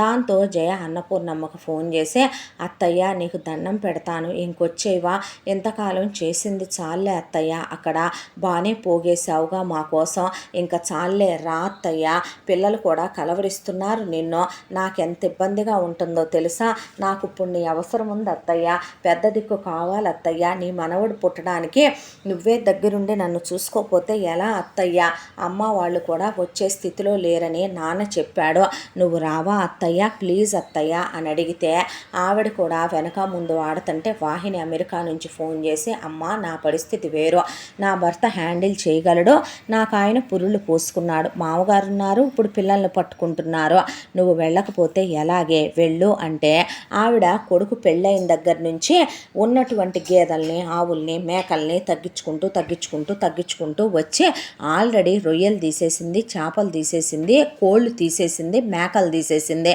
ఉన్న వాటిల్లో ఆవులు, గేదెలు అన్నీ తీసేయంగా ఒక 5 మాత్రం మిగిలినాయి. అందులో 5 గేదెలు 5 ఆవులు ఉంటే వాటిల్లో నుంచి కూడా ఆవిడ ఒక 3 గేదెల్ని దేవస్థానాలకు ఇచ్చేసి, వాటి పసిగ్రాసానికి కూడా 10 ఏళ్లకు సరిపడా డబ్బులు ధర్మకర్తలకి ఇచ్చేసి వచ్చింది. ఇక మిగిలిన గేదెలు ఆవులు ఉంటే ఎప్పటి నుంచో అన్నపూర్ణమ్మ వాళ్ళ ఇంట్లో రంగమ్మని ఒక ఆవిడ పనిచేస్తుంది. ఆవిడ పిల్లల్ని అన్నపూర్ణమ్మే చదివించింది. పిల్లకి పెళ్లి చేసింది అన్నపూర్ణమ్మ చేతుల మీదుగా. పిల్లాడికి ఉద్యోగం వచ్చింది. ఇక్కడే ఉండి ఇక్కడి నుంచి వాడు పక్క టౌన్కి ఉద్యోగానికి వెళతాడు. కొడుకు పెళ్లి చేద్దాం అనుకుంటుంది రంగమ్మ. ఈ గేదెల్ని, ఆవుల్ని తీసుకెళ్ళి మీరు కాసుకోండి, వాటిని కొట్టొద్దు, తిట్టొద్దు, వాటిని అమ్మొద్దు, కబేళాలకి తోలొద్దు, పాపం తగులుద్దే, ఈ 1,00,000 రూపాయలు ఉంచు, కొన్నాళ్ళు నీకు పశుగ్రాసానికి ఉంటాయి, అలాగే సొంత బిడ్డల్లా కాపు కాచి చూసుకో, నీ ఇల్లు చల్లగా ఉంటుంది, అవి చల్లగా పిల్లల్ని ఎంతాయి, పాడి పంట ఉండాలంటారు ఇంట్లో, పాడి పెరుగుద్దే, దాని మీదే నేను 4 రూపాయలు నా పిల్లలకి వెనకేయగలిగాను, అర్థమైందా అని చెప్పి వాళ్ళకి ఆమె దగ్గరుండి ఒక 25,000 పెట్టి వాటికి పాకేయించి వాటిని ముద్దు పెట్టి వదలలేక రంగమ్మకు అప్పచెప్పేసి, ఇక ఇంట్లో ఉన్న సామానన్నీ ఒక పక్కకు సర్దేసి ఎదరగా ఉన్న ఒక గదిలో ఒక జంటను ఉండమని చెప్పి దీపం పెట్టుకోండి, కరెంటు బిల్లు ప్రతి నెల నేనే పంపుతాను కట్టండి, అలాగే చెట్లు పూలు ఎక్కడా వాడిపోకుండా మోటార్ వేసి నీళ్లు పెట్టండి వీటికి అని చెప్పి, మరి నాకేం అద్దె కట్టొద్దులే అని ఇక మూటాముల్లే సర్దుకొని కొడుకు దగ్గరికి వెళ్ళింది. కొడుకు దగ్గరికి వెళ్తే కొడుకు అసలు కన్నా వడ్డీ ముద్దని, నేను ఎన్నిసార్లు రమ్మనమని అడిగితే వచ్చావంటే నువ్వు, నీ మనవరాళ్ళకి అమ్ముంది, దీనికి అమ్ముంది, అక్కడ అక్క పిల్లలకు అక్కుంది, నాకు మా అమ్మ వద్దా అమ్మ అని ఒళ్ళో పడుకొని గారాలు పోయాడు సూర్య. అదేంట్రా నాన్న, అవును మరి నీ కోడలు రమ్మంటే నీ కోడలికి వేవిళ్ళని వచ్చావు, కానీ నేను రమ్మంటే వచ్చావా అమ్మ అని అడిగాడు. అడిగితే నువ్వు నా బంగారు కొండవు కదయ్యా అన్న తర్వాత, పోలే నీతో మాట్లాడను, నీ కోపం ఎంతసేపు ఉంటుందిలేరా అన్నాక ఇక పిల్లల బాధ్యత ఆవిడే నెత్తి మీద వేసుకుందే. పిల్లలకి స్నానాలు చేయించటం, పిల్లల్ని స్కూల్ బస్సులో ఎక్కించటం, మధ్యాహ్నం పిల్లలు వచ్చే టయానికి ఉండి పిల్లల్ని రిసీవ్ చేసుకోవటం, రాగానే పిల్లలకి బట్టలు మార్చి స్నానాలు చేయించి భోజనాలు పెట్టి పిల్లల్ని బజ్జో పెట్టుకోవటం. ఇక జయ అయితే గనక బట్టల మీదే వాంతులు చేసేసుకోవటం మొదలుపెట్టింది. కోడలికి వాంతులే ఎత్తిపోసిందా, కాళ్ళ కొబ్బరి నూనెలే రాసిందా, కోడలికి ఇక వాంతులైనా సరే అవి తినాలి ఇవి తినాలి అనే కడుపులో పిండానికి పిల్లలకి బలం తగ్గకుండా పెడుతూనే ఉందా? బెడ్ రెస్ట్ అన్నారని ట్యాబ్లెట్లు టైం టు టైం ఇచ్చి సేవ చేస్తుందా? కొడుకు నచ్చినవే వండి క్యారియర్లే కడుతుందా? ఒకవైపున ఇంట్లో పనమ్మాయి ఉన్నా పనమ్మాయి మీద అన్నపూర్ణమ్మ కేకలేస్తుంది. పనిని దగ్గరుండి చేయించుద్ది. అన్నపూర్ణమ్మ వేసే కేకల్లో న్యాయం ఉంటుంది. ఎందుకంటే పనమ్మాయి ఏదైనా తప్పు చేస్తేనే కేకేసినా ఆ తర్వాత పనమ్మాయి వెళ్ళేటప్పుడు ఇట్రావే, రాత్రి పులిహార కలిపాను, కొంత తీసి పక్కన పెట్టాను, పిల్లలకి ఎత్తుకెళ్ళు, ఇదిగో పిల్లకి ఫీజు కట్టాలన్నావుగా ఎత్తుకెళ్ళి కట్టుకో, డబ్బులే వెనక్కి వద్దులే, కానీ ఇగో మొన్న పిల్లలకి బట్టలు తీసుకొస్తా, నీ పిల్లలకు కూడా 2 జతలు తెచ్చాను ఎత్తుకెళ్ళు అని ఆవిడ అరవటము తెలుసు, అలాగే పెట్టటము తెలుసు. దాంతో పనమ్మాయికి అన్నపూర్ణమ్మ అంటే 4 కేకలేసినా సరే పెద్ద ఆవిడ తల్లి లాంటిది అనేది ఒకటి, దానికి తోడు ఆవిడ కారణం లేకుండా అన్నదనేది మరొకటి, దానికి తోడు అన్నపూర్ణమ్మది పెట్టే చెయ్యి. అన్నపూర్ణమ్మ గారు నిజంగా అన్నపూర్ణమ్మ గారేనని ఆవిడంటే ఇష్టం, అభిమానం కూడా ఉండేదే. దాంతో ఒక పని ఎక్కువ చెప్పినా కూడా చెయ్యను అనేది కాదు పనమ్మాయి. అలా చక్కగా పనులు చేయిస్తూ ఆవిడ ఒకవైపున కోడల్ని ఎంత జాగ్రత్తగా చూసుకున్నా జయ ఒక రోజున అన్నపూర్ణమ్మ గుడికి వెళ్ళింది పిల్లల్ని తీసుకొని. సూర్యకు ఆ రోజు ఆఫీసులో ఏదో వర్క్ ఉందని రాలా. దాంతో లేచి ఇక కిందింటి వాళ్ళ దగ్గరికి వెళ్ళి కాసేపు ముచ్చట్లు పెట్టొద్దాం కదా అని చెప్పి మెట్లు దిగుతూ ఉండగా జారి సడుగు జాడింది ఒక దెబ్బకే. వామ్మో వాయో కుయ్యో మొర్రో అని బ్లీడింగ్ అవుతుంటే గబా అంబులెన్స్లో హాస్పిటల్కి తీసుకెళ్తే 7వ నెలలోనే పిల్లాడు పుట్టేశాడు.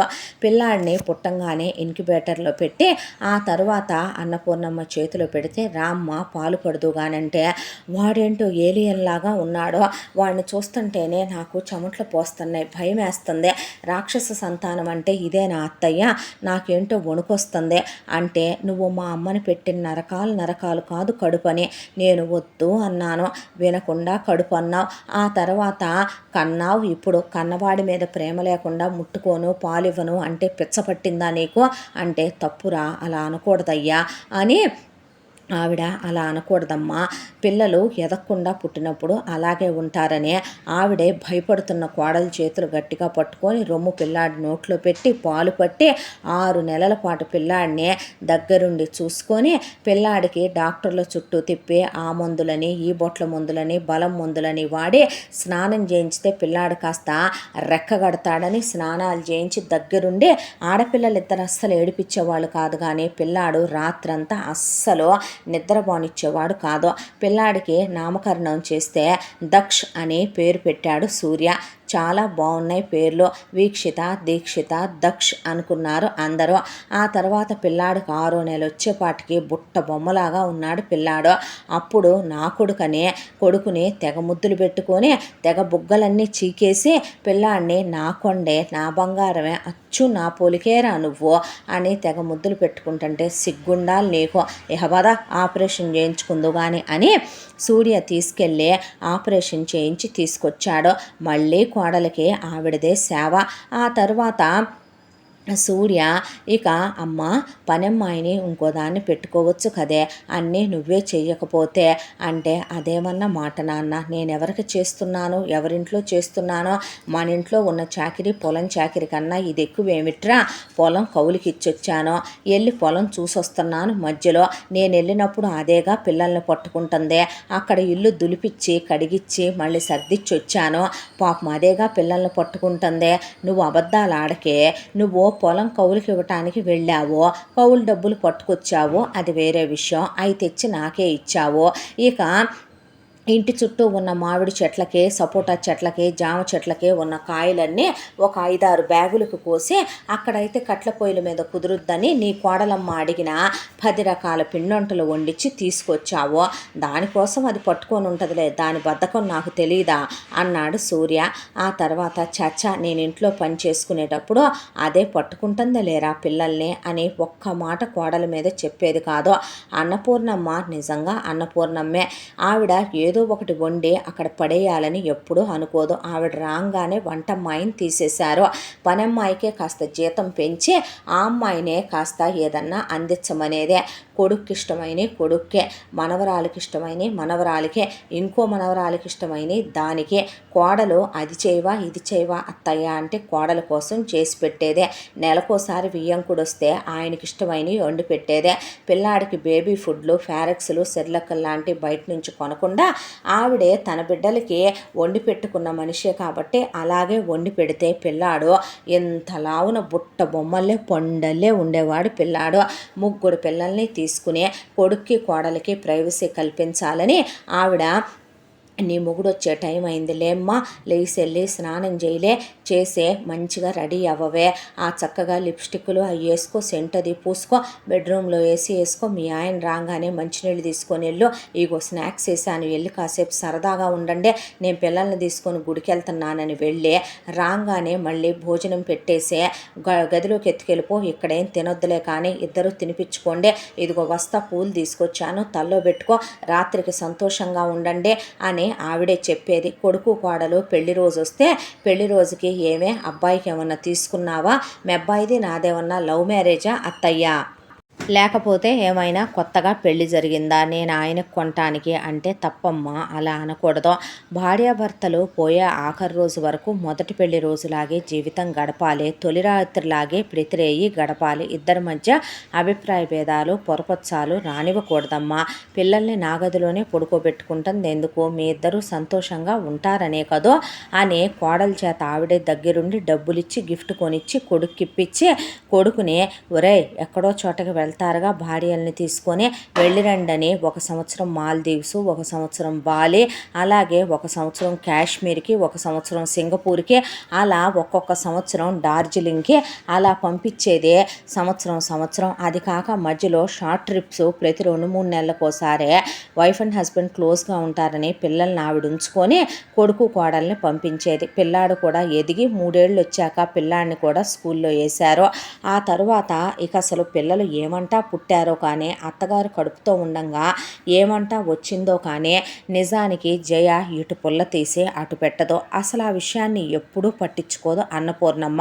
పొద్దున్నే అసలు భర్త వెళ్ళే టయానికి నిద్రే లేవదు. అత్తగారే గదిలోకి వచ్చి లేమ్మా నిద్ర లేవే, లేచి పళ్ళు తోముకొని కాస్త స్నానం చేసి బయటికి రా, వాడు వెళ్ళేటప్పుడు వాడికి ఎదురెళ్ళవే, వాడికి కాస్త ముద్దు మురిపాలు ఉంటాయిగా వెళ్ళి ముద్దు పెట్టుకొని పంపించు బాయ్ చెప్పి అని ఆవిడే చెప్పి మరీ పంపించేది. ఆ తర్వాత పాలు తాగమ్మా, జ్యూస్ తాగమ్మా, టిఫిన్ తినమ్మా, టీవీకి ఎదురుగా కాళ్ళు టీపాయి మీద చాపుకొని కూర్చునేదే. పిల్లల బాధ్యత కూడా ఇంత పట్టించుకునేది కాదు. దబ్బి బాధ వదిలిపెట్టేది పిల్లల్ని. పిల్లలు కొంచెం విసిగిచ్చినా కొట్టకూడదే, పిల్లల్ని ప్రేమతో దగ్గరికి తీయాలి. ఏం పిల్లలే ఈ తరం పిల్లలు అనేది తప్ప కోడలను ఒక్క మాట అనేది కాదు. కోడలు డిగ్రీ చదువుకొని పిల్లలకి నర్సరీ, ఎల్కేజీ, యూకేజీ చదువులే చెప్పలేకపోతుంటే ఆవిడ నవ్వుకొని కొడుకుని ఒక ట్యూషన్ టీచర్ని పెట్టయ్యా అంటే కాస్త చదువుకున్న అమ్మాయిని హోమ్ ట్యూషన్ పెట్టాడు. ఆ పిల్లొచ్చి రోజు ట్యూషన్ చెప్తుంటే ఆవిడే చూసుకొని అయ్యాక కొడుకు దగ్గరికి ఎత్తుకెళ్ళి అన్నీ కంప్లీట్ అయిపోయినాయేమో చూడయ్యా అని డైరీ సైన్ పెట్టించేది కొడుకుతో. అయిపోయి పిల్లల బ్యాగులన్నీ సర్ది పిల్లల్ని ఆవిడే పెట్టి ఆవిడ దగ్గరే బెడ్ టైం స్టోరీస్ చెప్తూ కథలు చెప్తూ పడుకోబెట్టుకునేదే. పిల్లలకి నానమ్మ అంటే పంచ ప్రాణాలు ముగ్గురికి కూడా. నానమ్మ దగ్గరికి తప్ప పిల్లలు అసలు ఎవ్వరి దగ్గరికి వెళ్ళేవాళ్ళు కాదు. పిల్లల్ని తీసుకొని సూపర్ మార్కెట్కి వెళ్ళటం, పిల్లల్ని తీసుకొని కూరగాయల మార్కెట్కి వెళ్ళటం, పిల్లల్ని తీసుకొని గుడికి వెళ్ళటం, కొడుకు కోడలికి ప్రైవసీ కల్పించటం. ఇక పిల్లలు కాస్త పెద్దోళ్ళు అయ్యారు కాబట్టి ముగ్గురిని వేసుకొని సొంత ఊరు వెళ్ళటం. అక్కడి నుంచి వస్తా ఒకవైపు పిల్ల కోనల్ని తీసుకొని మళ్ళీ 10 క్యాన్లు అక్కడ పిండొంట్లు వండుకొని వచ్చేటప్పుడు నాటుకోళ్ళని, చేపలని, రొయ్యలని, అక్కడి నుంచి అటుకులని, మరమరాలని, తక్కువ రేట్లో వచ్చే సరుకులన్నీ కొని మహానుభావులు పావురాలు వాటన్నిటిని ఒక ఆటోకేసుకొని పిల్లల్ని వేసుకొని మరీ వచ్చి మళ్ళీ వాటిని ఇక్కడ సర్దుకొని ఇంట్లో ఏ డబ్బాలో ఏమేమి ఉన్నాయి అన్నది కూడా తెలీదు. ఒక రకంగా చెప్పాలంటే జయకే అన్ని బాధ్యతలు ఆమె నెత్తి మీద వేసుకొని అన్నీ చూసుకునేది, ఇల్లు అద్దంలాగా ఉంచేదే. ఇక బీరువాలో నగలన్నీ ఎప్పటికప్పుడు సర్ది నీట్గా లెక్క రాసి పెట్టేదే. అన్నమాట ప్రకారం పెద్ద మనవరాలికి వడ్డాణం దగ్గర నుంచి మొత్తం నగలన్నీ చేయించేసింది. ఒళ్ళంతా ఒక్కసారే పెళ్ళికి సరిపడా. రెండో మనవరాలికి అలాగే చేయించిందే. మనవడికి రాబోయే పెళ్ళానికి చేయించిందే. అది కాక పిల్లాడికి హ్యాండ్ చైను, కడియము, మెళ్ళో చైను, పిల్లాడికి ఉంగరాలు అన్నీ చేయించి పెట్టింది కొడుకు అత్తో. ఇప్పుడు వాడు వేసుకునే ఆదులతో కూడా చేయించిందే. ఆవిడ వరకు ఆవిడ ఒక అత్తగాడిలా కాదో అమ్మలా చూసుకునేది కోడల్ని, ఒక మాట కూడా అనకుండా. ఇలా కొన్ని సంవత్సరాల కాలమే గడిచిపోయిందే. ఆ తర్వాత ఒక రోజున సడన్గా ఫోన్ వచ్చిందే. ఆ ఫోన్లో జయ వాళ్ళ నాన్న రామనాథం పోయాడని ఫోన్ చేసేపాటికి ఆయక చాలా బాధేసింది. సూర్యకు కూడా మామగారు చాలా మంచి మనిషి, ఉత్తముడు, దేవుళ్ళ అంటోడు. ఆయన పోయాడంటే ఒక తండ్రి పోయినట్టే బాధపడ్డాడు. ఆ తర్వాత భార్యను తీసుకుని వెళ్ళారు. అక్కడికి అందరూ వెళ్ళిన తర్వాత అన్నపూర్ణమ్మ వియ్యపురాలు నాగమణిని బాధపడొద్దమ్మా అని ఓదార్చిందే. ఆ తర్వాత ఆయన అంటే కొడుకులకి చాలా ఇష్టం. ఇంకొన్నాళ్ళు ఉంటే పోయేది బావా, అప్పుడే వెళ్ళిపోవాలా చెప్పు, మమ్మల్ని వదిలేసి. రాత్రి కూడా బాగానే పడుకున్నాడు అందే అమ్మ. ఏంటో వాదన వినిపించింది. ఎందుకు వాదించాడో తెలియదు. తెల్లారేపాటికి లేవలేదు అని చెప్పి కొడుకులు ఆయన దహన సంస్కారాలు పెళ్లిలాగా జరిపించి ఆయన అస్థికలు కూడా కాశీలో గయలో కలిపి దానాలన్నీ ఇచ్చే ఆయన దశదిన కర్మలు కూడా చాలా ఘనంగా చేశారు. ఆ తరువాత ఇక అమ్మని ఎటు 3 పోర్షన్ల ఇల్లుంది కాబట్టి కొడుకులిద్దరూ పైన 2 పోర్షన్లలో కాపురాలు పెట్టుకున్నారు కాబట్టి ఆ తర్వాత ఇక మేము చూసుకుంటామనేసరికి ఈ జయ వాళ్ళ అక్క వారాహి, వాళ్ళ అత్త మామ, తన భర్త రాఘవ పిల్లల్ని తీసుకొని వచ్చిన ఆ అమ్మాయి జాగ్రత్త అమ్మ అని చెప్పి తల్లికి జాగ్రత్తలు చెప్పి వెళ్ళింది. అలాగే జాగ్రత్తలు చెప్పి ఇటు జయ, సూర్య, అన్నపూర్ణమ్మ పిల్లల్ని తీసుకొని వచ్చేశారు. ఇక నాగమణితో కోడళ్ళు, అత్తయ్య మీరు వచ్చి మాతో పాటు ముందురు కానీ రండి, పైకి కింద పోర్షను అద్దెకు పడేయచ్చు అన్నారు కౌసల్య, వనిత. వద్దు, నేను ఇక్కడే ఉంటాను అంది నాగమణి. అది కాదమ్మా, వచ్చి మాతో ఉండవే అన్నారు కొడుకులు. వద్దులేరా, నేను ఇక్కడే ఉంటాను అంటే అయితే సరే అని హాల్లో ఉన్న చిన్న టీవీ తీసి దాన్ని బెడ్రూమ్లోకి మార్చి హాల్లో పెద్ద టీవీ పెట్టి అన్ని రకాల సబ్స్క్రిప్షన్స్ తీసుకుని దానికి తోడు ఇంట్లో హాల్లో ఇదివరకు ఏసీ లేదు, 2 బెడ్రూముల్లో ఉందే. దాంతో హాల్లో కూడా ఏసీ పెట్టించి అత్తగారిని మీరు వంట చెయ్యొద్దత్తయ్యా అని పొద్దున్నే మేమిద్దరం చెరో రకం టిఫిన్ పంపిస్తాం, మేమే బ్రేక్ పంపిస్తాం, జ్యూస్ పంపిస్తాం, డ్రై ఫ్రూట్స్ పంపిస్తాం, మేమే ఆ తర్వాత ఇక పిల్లలకని లంచ్ పెట్టేటప్పుడు మీకు కూడా అన్నం కూరలు పంపిస్తాం, మధ్యాహ్నం మీరు తాగేటటువంటి ఫ్రూట్ జ్యూసు, రాగి జావా వాటితో పాటు స్నాక్స్ పంపుతాం, రాత్రికి పుల్కాలు, రైసు 2 పంపిస్తాం. మీకు ఇంకా ఏమైనా కావాలంటే ఒక్క చిటికేయండి చాలు, మీ కళ్ళ ముందుంటాం. మేమే రోజుకొకళ్ళం వచ్చి కింద పోర్షన్ అంతా క్లీన్ చేయిస్తాం పనమ్మాయితో, మీ బట్టలన్నీ ఉతికిచ్చి ఐరన్ చేయించి పెడతాం అని ముందు బయటికి వెళ్ళి కోడళ్ళు మెత్తగా దూదిలాగా ఉండే చీరలు ఒక 25 కొని వాటి మీద బ్లౌజులు, అడుగు లంగాలు కొని అత్తకి షెల్ఫ్లో సర్దారు.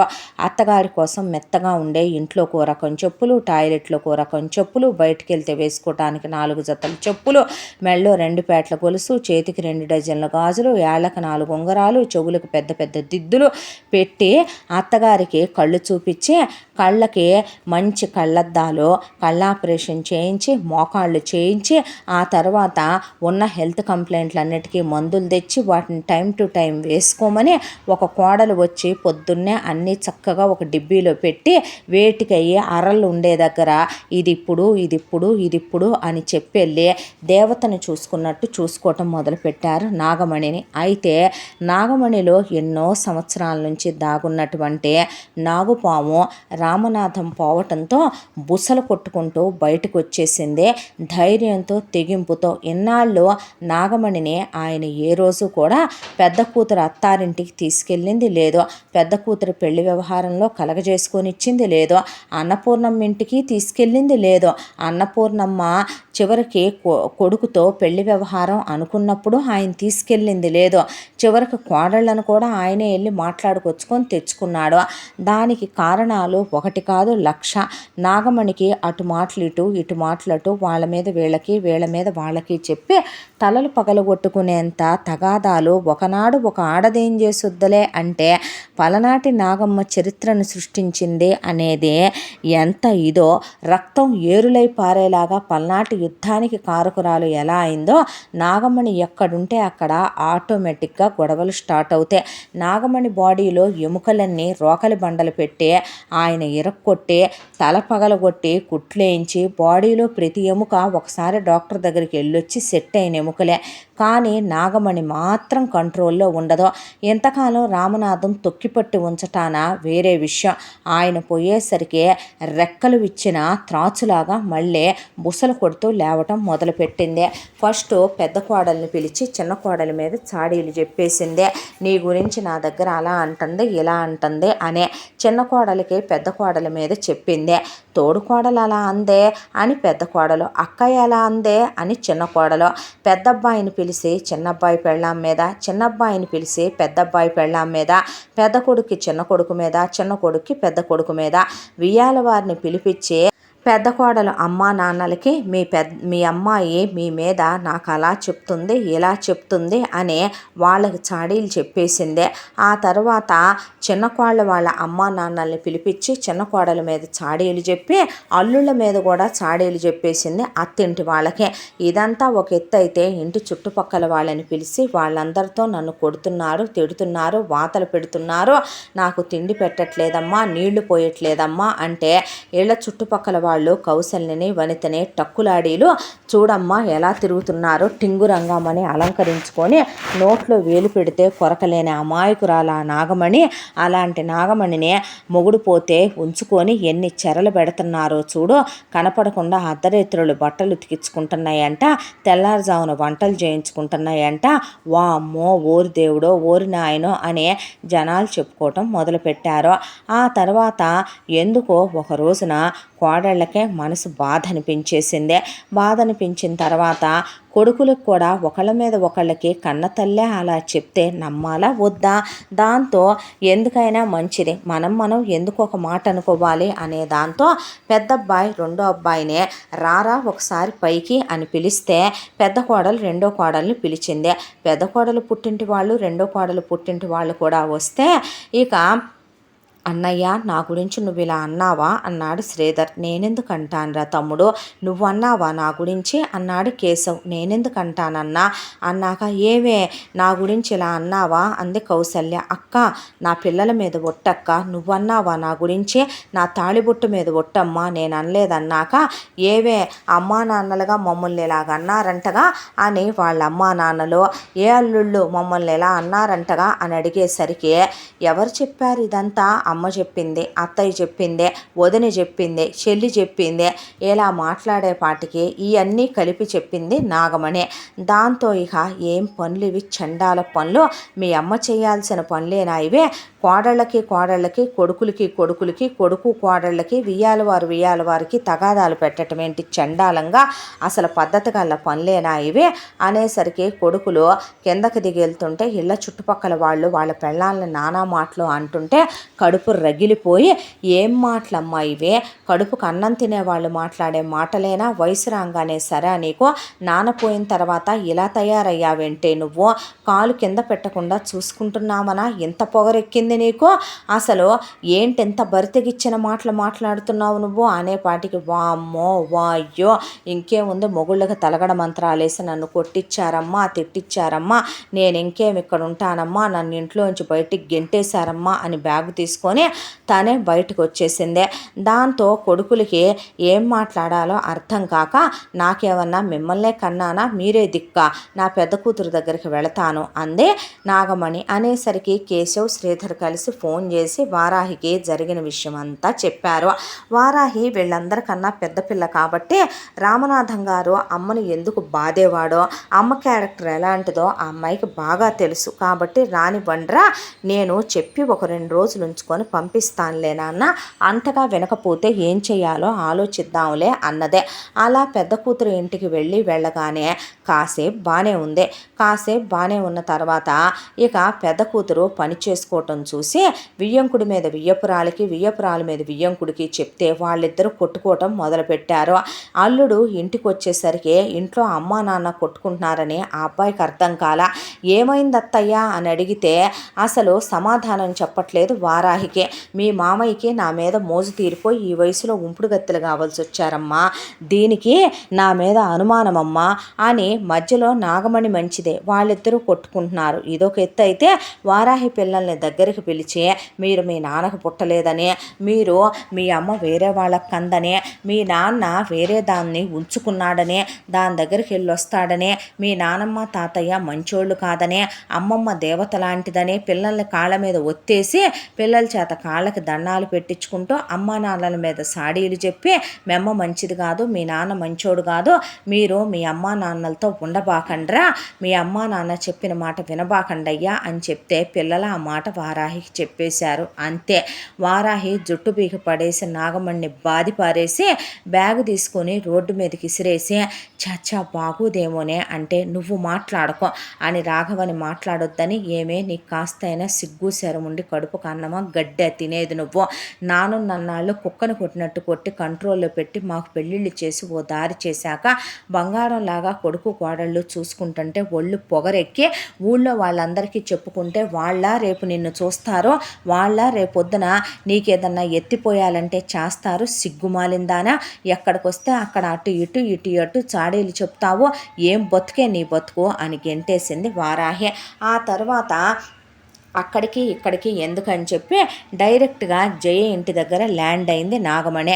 ల్యాండ్ అయిన తర్వాత నీ తమ్ముళ్ళు పాపిష్టి ఎదవలు నన్ను కొట్టారు, నీ అక్క నన్ను కొట్టింది, దాని చేతులు ఎరగా వాళ్ళ కాళ్ళు ఎరగా వాళ్ళ పెళ్ళాలు ముండమొయ్య, నీ అక్క ఎనడం ముండమోసుద్దు అంటే అమ్మ పిచ్చివాగుడు బాగబాకని అక్కకు ఫోన్ చేసింది జయ.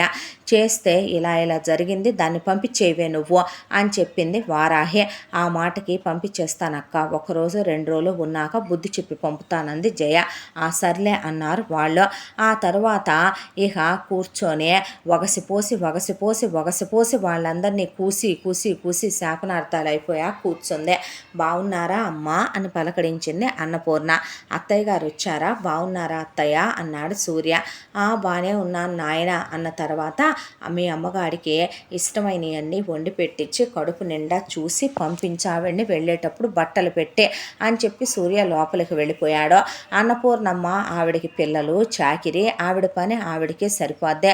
అయితే ఇక అందరూ భోంచేసిన తర్వాత ఇక ఏసీ ఉన్న గదిలో అన్నపూర్ణ పిల్లలు పడుకుంటే మీరు రెండమ్మ అక్కడే పడుకుందరు కానంటే వద్దులేమ్మా నేను గురక పెడతాను, నీకు నీ మనవాళ్ళకి నీ మనవడికి నీ మనవరాళ్ళకి ఇబ్బంది అవుద్ది, నీ దగ్గరే పడుకోబెట్టుకో అని చలికాలం ఏసీ వేసుకొని తన పక్కనే ఒక స్టాండ్ ఫ్యాన్ పెట్టుకొని పై ఫ్యాను 5 మీద పెట్టుకొని పడుకుంది నాగమణి. ఇంట్లో పరిస్థితుల్ని గమనించడం మొదలుపెట్టింది అన్నపూర్ణమ్మ. ఒకవైపున వంట పని చేయటం, కూతురు కదలకుండా కూర్చోవటం, అన్నపూర్ణమ్మే అల్లుడికి పిల్లలకి క్యారియర్లు కట్టడం, కూతురికి గంటకోసారి జ్యూసులు ఇవ్వటం, తలదువ్వటం, స్నానానికి వెళ్ళమంటాం, కూతుర్ని మొగుడొచ్చేపాటికి రెడీగా ఉండమంటాం. ఇవన్నీ గమనించిన తర్వాత అన్నపూర్ణమ్మ ఒకరోజు గుడికి వెళుతూ మీరు రెండమ్మా అంది నాగమణి. నాకు మోకాళ్ళు నొప్పులమ్మా, నేను రాలేను, వచ్చిన ఆ దేవుడి దయ నా మీద ఇంకేం కలుగుద్ది, బూడిద గుమ్మడికాయ అయిపోయానగా మొగుడు పోయి నువ్వు వెళ్ళిరాలేమ్మా పిల్లల్ని తీసుకోనంటే సరేనని అన్నపూర్ణమ్మ వెళ్ళి వస్తూ ఏమన్నా తెచ్చేదా అని అడిగితే అయ్యో ఆ సమోసాలు ఉంటాయిగా తీసుకొని, మెత్తటి పకోడీ తీసుకొని, జిలేబీ తీసుకొని ఏదో కాస్త నోటి కిందకి సమోసాలు తినాలనిపిస్తుంది తీసుకొని కాస్త ఏదన్నా మెత్తగా ఉండే సపోటా పళ్ళు లాంటివి తెచ్చి విడిచిపెట్టంటే సరేనని ఆవిడ పర్సు తీసుకొని పిల్లల్ని తీసుకొని వెళ్ళిపోయింది గుడికే. వెళ్ళిన తర్వాత వచ్చి కూతురు పక్కన కూర్చుంది. నీ అత్త పని బాగుందే, ఎంతైనా కూడాను చక్కగా కోడల్ని తన గ్రిప్పులో పెట్టుకుందే, కొడుకింట్లో వచ్చి కూర్చుందే, మనవాళ్ళు మనవరాళ్లతో శుభ్రంగా చక్కగా పిల్లల్ని తన చుట్టూనే తిప్పుకుంటూ ఇంటి పెత్తనం తన చేతిలో పెట్టుకొని హాయిగా రాజ్యం వెళ్తుంది. నీ అత్త భోగమే భోగంలే అన్నాక నీకే మా అత్తకైనా ఒక్కడేగా కొడుకు, నీకు నలుగురున్నారుగా, 2 కొడుకులు 2 కోడళ్ళు, వత్తటానికి సాల్లేదని ఊరి మీద పడ్డావా, పిచ్చివాగుడు వాగితే పళ్ళు రాలగొడతాను అంది ముందు జయ. అన్న తర్వాత నీ బొంద అలాగే మాట్లాడతావు, నేను కూతుళ్ళని ఒకలా కొడుకుల్ని ఒకలా చూసే అమ్మను కాదులేవే నీ అత్తలాగా, ఏంటి నువ్వు వాగేదే అంది జయ. ఏంటంటే నగ్న సత్యాలో, నీకో విషయం తెలుసా, నీ మొగుడు పచ్చి ముండల ముఠాకోరాడంట, నీకు ముందు వాడు ఎంతో మందితో తిరిగేసిన ఎదవంట, ఇక నీ ఆడపడుచుకి పెళ్లికి ముందే 10 కడుపులు తీయించి నీ అత్త వాడికిచ్చి పెళ్లి చేసిందంట, వాడు పోరంబొకల ఎదవే నీ ఆడబిడ్డ మొగుడు, ఇవన్నీ ఎంక్వైరీలో తేలినా నీ బాబు బయటికి రానివ్వలేదు, వాళ్ళకు సొమ్ముందని. ఆ తర్వాత నీ మొగుడు ఇప్పటికీ ఉంపుడు గత్తెలతో తిరుగుతాడంట, ఎవడికి తెలియని పురాణం, అయినా మీ నాన్న నీ భారం దించేసుకోవాలని ఆ సంబంధం ఇచ్చి పెళ్లి చేయటానికి అంత తాపత్రయపడ్డాడు ఆ పోయిన సచ్చినోడు నీ బాబు. ఇంకో విషయం తెలుసా, నీ అత్త అసలు ఏ రోజన్నా నీకు లెక్కలు చెప్పిందంటే పొలం దాని పేరు మీద ఉంచుకుందే, అంటే రేపొద్దున పొలం మొత్తం కూతురికి దోసి పెడదామనే కదా, ఇల్లు కూతురికి దోసి పెడదామనే కదా ఆ స్థలాలు అంటావు, 3 అంతస్తుల బిల్డింగ్ అంటావు, అది ఎవడ పేరు మీద ఉందే, అదే రేపొద్దున దోసి పెడదామనేగా, కొన్న స్థలం దోసి పెడదామనేగా, కిలో బంగారమే పెట్టే కూతురికి ఏం పెట్టలేదంటదే, ఎవడు నమ్మొచ్చాడో ఎవడు చూడొచ్చాడో, బ్యాంకీలో ఉన్న డబ్బులు ఎవడికి లెక్క చెప్పిందే, ఆవులు గేదెలు మేకలు కుక్కలు నక్కలమ్మిన డబ్బులు ఎవడికి లెక్క చెప్పిందే, అవి కాకుండా ఇన్నేళ్లుగా పొలం మీద వచ్చే హైవేజ్ అంతా పొలం సొంతానికే ఎంచిందిగా, ఎవడికి లెక్క చెప్పిందే, ఏం చేస్తుంది అసలు, అవన్నీ అడగటం అనేది ఉందా, అసలు నీ ఇంట్లో వంటగదిలో ఏ డబ్బాలో ఎయ్యున్నాయో నీకు తెలుసంటే, అసలు నీ అత్త ఎంత పెద్ద తాంత్రికవేత్త, ఎంత పెద్ద కంత్రీది కాకపోతే ఆడది సామధాన భేద దండోపాయాలు వాడి మగాడిని వంటలో గ్రిప్పులో పెట్టుకోవాలంట, ఎక్కడ కొడుక్కి నువ్వు వండి పెడితే గనక తన అదుపులోంచి తప్పిపోయి నీ వంటకు అలవాటై నీ చుట్టూ తిరుగుతాడేమోనని చెప్పి చక్కగా వంట తను చేసి భోజ్యేషు మాత అని లైన్లో పెట్టిందే, నిన్ను కొడుకు వచ్చే టయానికి రెడీగా ఉండమని కొడుకు వేస్యల దగ్గరికి ఉంపుడు గత్తెల దగ్గరికి వెళ్లకుండా నిన్ను ఒక వేస్యగా ఉంపుడు గత్తెగా వాడుతుందే, 3 పిల్లల్ని కనేసిన తల్లివి కదా, ఇంకా నువ్వేం పనికొస్తావు వాడికి, వాడు తిరగాల్సిన తిరుగుళ్ళన్నీ తిరిగొచ్చినా అవ్వ చెప్పుకుంటే సిగ్గుచేటు, నీ అత్తే దుప్పట్లు మార్చుద్దంట నీ మొగుడికి నీ ఆడపడుసుగా, ఎలాంటిది అనుకుంటున్నావు నీ అత్త అన్న తర్వాత జయ టీవీ సౌండ్ తగ్గించే అమ్మ చెప్పేయన్ని వింటూ కూర్చుందే, నీ పిల్లల్ని తన గ్రిప్పులో పెట్టుకుందే, ఇంట్లో పని మనిషి అయినా నీకు విలువిస్తుందా, నీ పిల్లలు నాయనమ్మ నాయనమ్మ అంటూ దాని చుట్టూ తిరుగుతారు, నేను రెండమ్మ నా దగ్గర పడుకోబెట్టుకుంటాను అంటే లే పో అవతలకే అనే మా నానమ్మ కథలు చెప్పుద్దని పిల్లలకి ఏముందో మాకు కలిపి పెడుతున్నట్టుంది క్యారేజీల్లో, దాంతో కుక్కలల్లే దాని చుట్టూనే తిరుగుతున్నారు, నీ పిల్లలు ఏ రోజైనా నీతో సరిగ్గా ఉంటున్నారా, అమ్మ అని వచ్చి మీద పడుతున్నారా, దాని మీదేగా పడుతున్నారు, ఇక ఇలాగే ఉంటే గనక కేజీ బంగారం అందే, మొత్తం ఆస్తంతా కూతురికి అమెరికాకి తరలిల్లుద్దే, తర్వాత ఇది తరలిల్లుద్దే, ఇక నీ మొగుడు ఉద్యోగంతో నువ్వు నీ మొగుడు నీ పిల్లలు పడి ఏడుద్దురుగానే, నేనేం చెప్పినా కడుపు చించుకుంటే కాళ్ళ మీద పడుద్దని 10 నెలలు మోసి కన్ని నిన్ను పాలిచ్చి పెంచుకున్నాను, గుండెల మీద పెట్టుకొని పెంచిన బిడ్డ జీవితం నాశనం అవ్వకూడదని చెప్తాను, నేనేదైనా వింటావో వినవో నీ ఇష్టమేక అనేసింది నాగమణి. ఆ తర్వాత గుండెంచి వస్తే రామ్మ ఇప్పుడే వచ్చావా అనే ఏమెరగనట్టు అన్నపూర్ణను పలకరిస్తే మీరు అడిగినవన్నీ తెచ్చాను అని ఇచ్చింది అన్నపూర్ణ. సంతోషం సంతోషం అని గదిలోకి వెళ్ళి తినటం మొదలుపెట్టింది. అక్కడి నుంచి ఇక జైకి ఆలోచించి బుద్ధికి బాగా ఎక్కిచ్చిన నాగమణి విషం పాయిజన్ పట్టి అత్తయ్య బీరువా తాళాలు ఇటివ్వు అంటే చెప్పమ్మా ఏం కావాలి తీసిస్తానంటే, నా ఇంట్లో నా బీరువా మీద నాకు హక్కు లేదా ఏంటి, నాకు 60 ఏళ్ళు వచ్చిందాకా నువ్వే బొట్లో పెట్టుకుంటావా తాళాలు, నా బీరువాలో ఏమున్నాయో నేను చూడకూడదా, నేను తీయకూడదా, ఎవరన్నారే ఆ మాటలు, ఏమైందమ్మా నీకు, నువ్వు కాస్త పిల్లలు పెద్ద అయిన తర్వాత బాధ్యత తీసుకుంటావులే, అప్పుడు దాకా అబ్బాయితో సరదాగా గడుపుతావు అని అనుకున్నాను, నేనేమైనా బ్రోతలు దాన్నా రోజు మీ అబ్బాయిని సుఖపెడతా కూర్చోటానికే అందే అనేసరికి పిచ్చి మాటలు ఎందుకులే కానీ కానీ తీసుకో తాళాలని. ఆవిడ వంటగదిలోకి వెళ్తే ఇక నుంచి నువ్వు వంటగదిలోకి రావద్దు, వంట నేనే చేసి పెట్టుకుంటాను, నా పిల్లల్ని నువ్వు పడుకోబెట్టుకోవద్దు, ఇక నుంచి వాళ్ళు నా దగ్గరే పడుకుంటారు, హోమ్ ట్యూషన్ చెప్పే మిస్సును రావద్దను, అది దానికి నీ కొడుక్కి కలిపి పడకలు మారుద్దాం అనుకుంటున్నావు కావాలా అన్న టయానికి వచ్చేశాడు సూర్య. ఏంటే నువ్వు అన్నమాట అన్నాడు.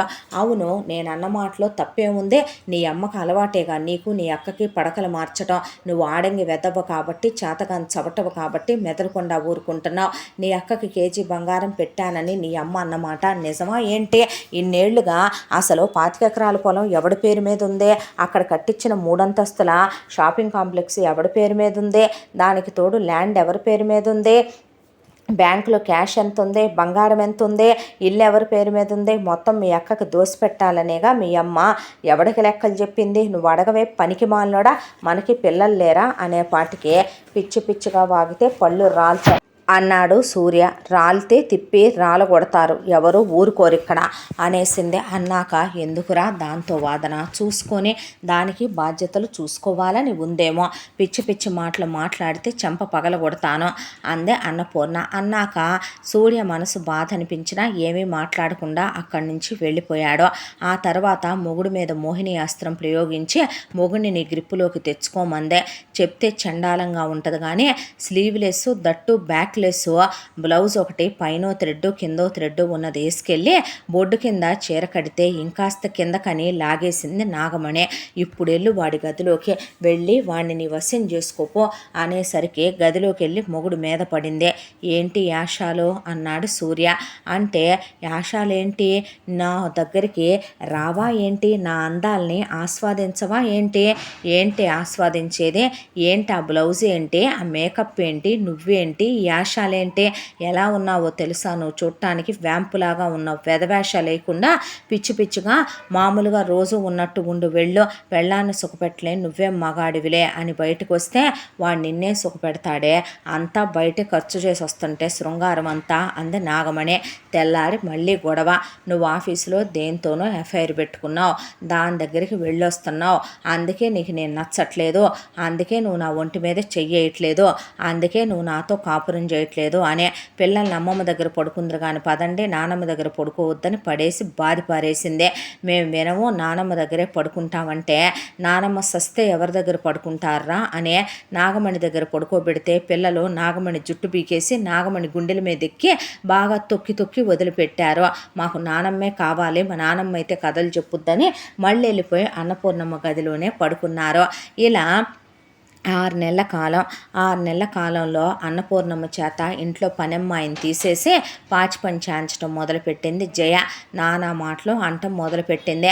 మాట్లాడితే అమెరికాలో ఉన్న వాహిని వాళ్ళు నాశనం అయిపోతారు, ఊడ్సుకుపోతారు, పిల్ల పాప లేకుండా పోతారు, నీ కూతురికి మొత్తం దోసి పెడుతున్నావు, మాకు అన్యాయం చేయాలనుకుంటున్నావు, ఏం జన్మే నీది ఓ బొతికేనా, మా మామయ్య పోయిన తర్వాత ఇంకెంతమంది అమ్మటి తిరిగావో, ఎంతమంది మామయ్యలు ఉన్నారో, ఎంతమంది విటులు ఉన్నారో నీకు మేము చూసామా, సిగ్గు శరం లేనిదానా, ఆత్మాభిమానం లేనిదానా, అయినా నేనేదో ఒంట్లో బాగోక పురిటికి వచ్చి 4 రోజులు ఉండమన్నాననుకో, సేవ చేసి పురుడైపోగానే వెళ్ళిపోవాలే కానీ ఇన్ని సంవత్సరాలు తిష్టేసి ఇక్కడే కూర్చొని మా మీద పడి తింటూ మా మీద పడి బతకటానికి సిగ్గు లేదు, కూతురికి మొత్తం దోచిపెట్టాలని పెత్తనం అంతా నీ చేతిలో పెట్టుకొని కొడుక్కి పడకలు మార్చే నీలాంటి ఆడదాన్ని ఏమంటారో తెలుసా, బ్రోతల్దానా అనేపాటికి రానే వచ్చేశాడు సూర్య.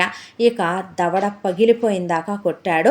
పెళ్ళాందే అల్లుడు అంటే పిచ్చి పిచ్చిగా మధ్యలో ఎవరైనా అడ్డం వచ్చి మాట్లాడితే సేమ్ బెల్టు అటు తిరుగుద్దనే పాటికి నాగమణి మెదలకుండా ఊరుకుంది. ఆ తరువాత ఉంటే నేనైనా ఉండాలి, నీ అమ్మైనా ఉండాలి ఈ ఇంట్లో అనేసరికి అయితే నువ్వే బయటికి నడవ్వే అని బయటికి గెంటి, ఇదివరకు ఈ ఇంట్లో ఇలాంటివి లేవు, కొత్త కొత్త వ్యక్తులు వచ్చిన తర్వాత కొత్త కొత్త మాటలు కొత్త కొత్త వేషాలు వేయటం నేర్చుకున్నావు, తలకాయ పగిలిపోద్ది చెప్పిన వాళ్ళకి విన్న వాళ్ళకి అనేసి సూర్య లోపలికి వెళ్ళిపోయాడు. కానీ ఆ అమ్మాయి అన్న మాటలకి అన్నపూర్ణమ్మకి చాలా బాధేసింది. పిల్లల్ని నిద్రపోనిచ్చింది. సూర్య పడుకున్న తర్వాత లెటర్ రాసింది. లెటరు రాసేసి చెప్పా పెట్టకుండా రాత్రికి రాత్రి బట్టలు సర్దుకొని బయట ఉన్న కోడలు ముసుగేసుకొని పడుకుంటే కోడల మీద దుప్పటి కప్పేసి ఆ తర్వాత రాత్రికి రాత్రే ఆవిడ చీకట్లో కలిసిపోయి వెళ్ళిపోయింది. ఆవిడ పేరు మీద ఏ రోజో ఇలాంటి పరిస్థితి వస్తుందని బ్యాంకీలో కాసిన డబ్బులు చేసుకుంది అన్నపూర్ణమ్మ. అయిపెట్టే ఒక ఇల్లు తీసుకొని గుడికి దగ్గరగా పొద్దున సాయంత్రం గుడికి వెళ్ళొస్తూ ఇంత ఉడకేసుకొని తింటూ ఒక చోట పడుండొచ్చులే అని ఆవిడ వెళ్ళిపోయింది. అయితే తెల్లారి నిద్ర లేచాక సూర్యకి పిల్లలు లెటర్ తీసుకొచ్చి ఇచ్చారు. ఆ లెటర్ తీసి సూర్య చదవటం మొదలుపెట్టాడు. బంగారం, నువ్వు నా ప్రాణంరా, నా ప్రాణం పోసి కన్నాను మీ ఇద్దరినే, ప్రమాణం చేసి చెప్తున్నానయ్యా, అక్కకి నేను పెట్టిన కేజీ బంగారం తప్ప నేనేమీ పెట్టలా. ఇగో డాక్యుమెంట్లో 25 ఎకరాల పొలం ఎప్పుడో నీ పేరు మీద రాసేశాను నాన్న. నేను అలాగే నీకు కట్టించిన 3 అంతస్తుల షాపింగ్ కాంప్లెక్స్ నీ పేరు మీదే ఉంది కన్నా. నేను మీరు ఇల్లు కట్టుకుంటారనే నేను ఏ ల్యాండ్ కొన్నానో అది నీ పేరు మీదే ఉంది. ఇల్లు కట్టడానికి 2 కోట్ల రూపాయలు ఈ బ్యాంకు పుస్తకంలో జాగ్రత్త చేసి ఉంచాను. ఆడపిల్లల ఇద్దరు పేరుట కోటి రూపాయలు బ్యాంకులో ఫిక్స్డ్ చేశాను. పిల్లాడి చదువుకి రేపాడు ఏం చదువుతానన్నా ఇబ్బంది లేకుండా 1 కోటి రూపాయలు వేశాను. నీ రిటైర్మెంట్కి 5 కోట్ల రూపాయలు దాచిపెట్టే ఉంచాను. అక్క ₹1 కూడా తీసుకోలేదయ్యా. నేను ఎంతకాలం కష్టపడ్డ దాంట్లో పాడి మీద డబ్బులు కాసిన దాసుకున్నాను. నేను బ్రతకటానికి అవి సరిపోతాయి.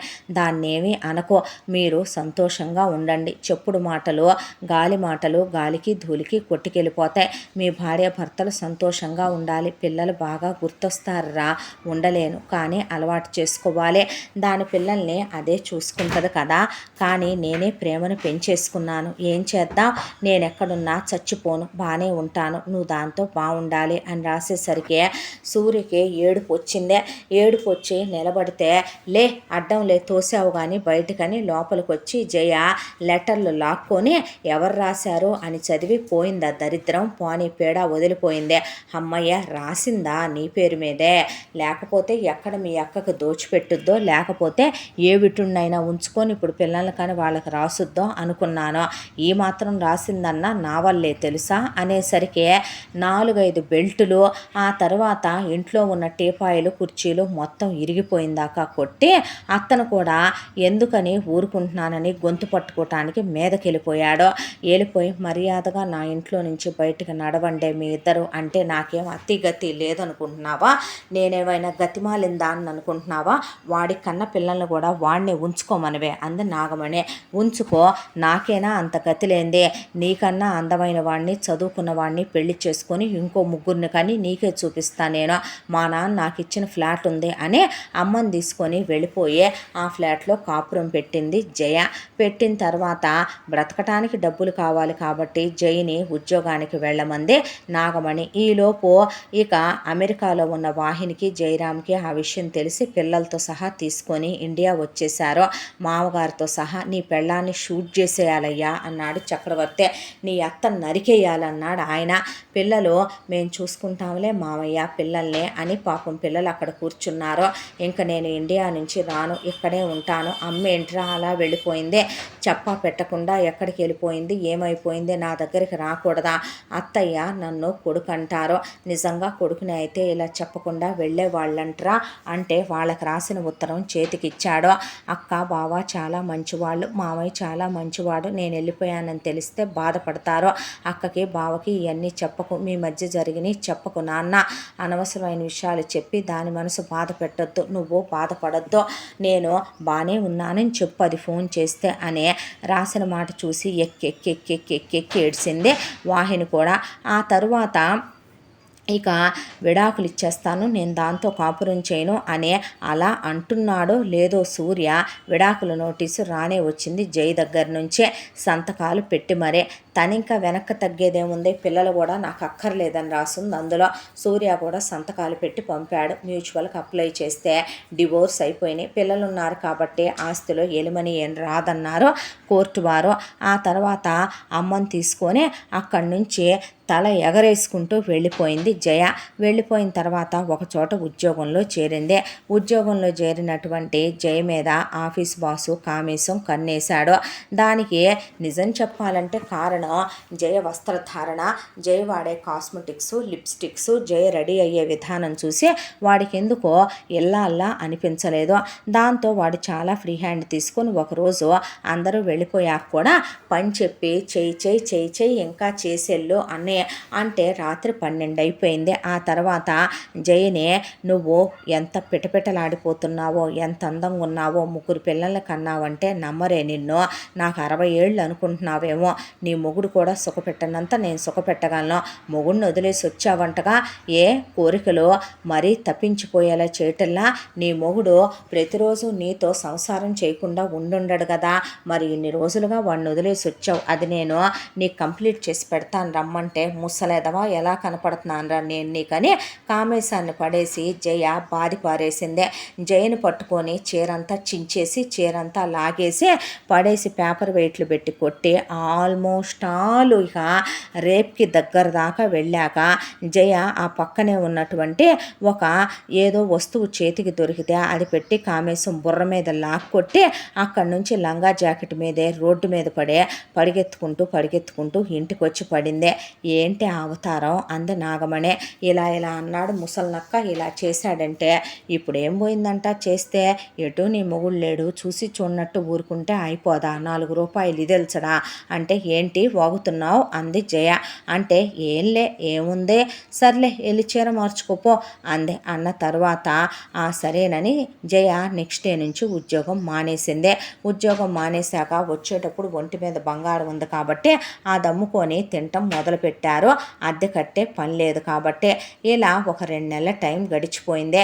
ఏం పనులు ఇవని జైకు ఒకవైపున తమ్ముళ్ళు, మరదళ్ళు, అక్క, బావ ఫోన్ చేసి చెప్పినా ఎవ్వరి మాట వినే స్టేజ్లో లేదో. ఇక వీళ్ళందరూ ఎంత బాధలో ఉన్నా ఒక్కసారి కూడా జైకి పిల్లలు గుర్తురాలా, మొగుడు గుర్తురాలా. ప్రతిరోజు అత్తను తిట్టుకుంటూ ఆడపడుచుని శాపనార్థాలు పెట్టుకుంటూ ఒకవైపున జయ, ఇంకొక వైపున మొగుడిని పిల్లల్ని తిట్టిపోసుకుంటూ అమ్మతో కలిసి కథలు పడుతూ కూర్చుంది.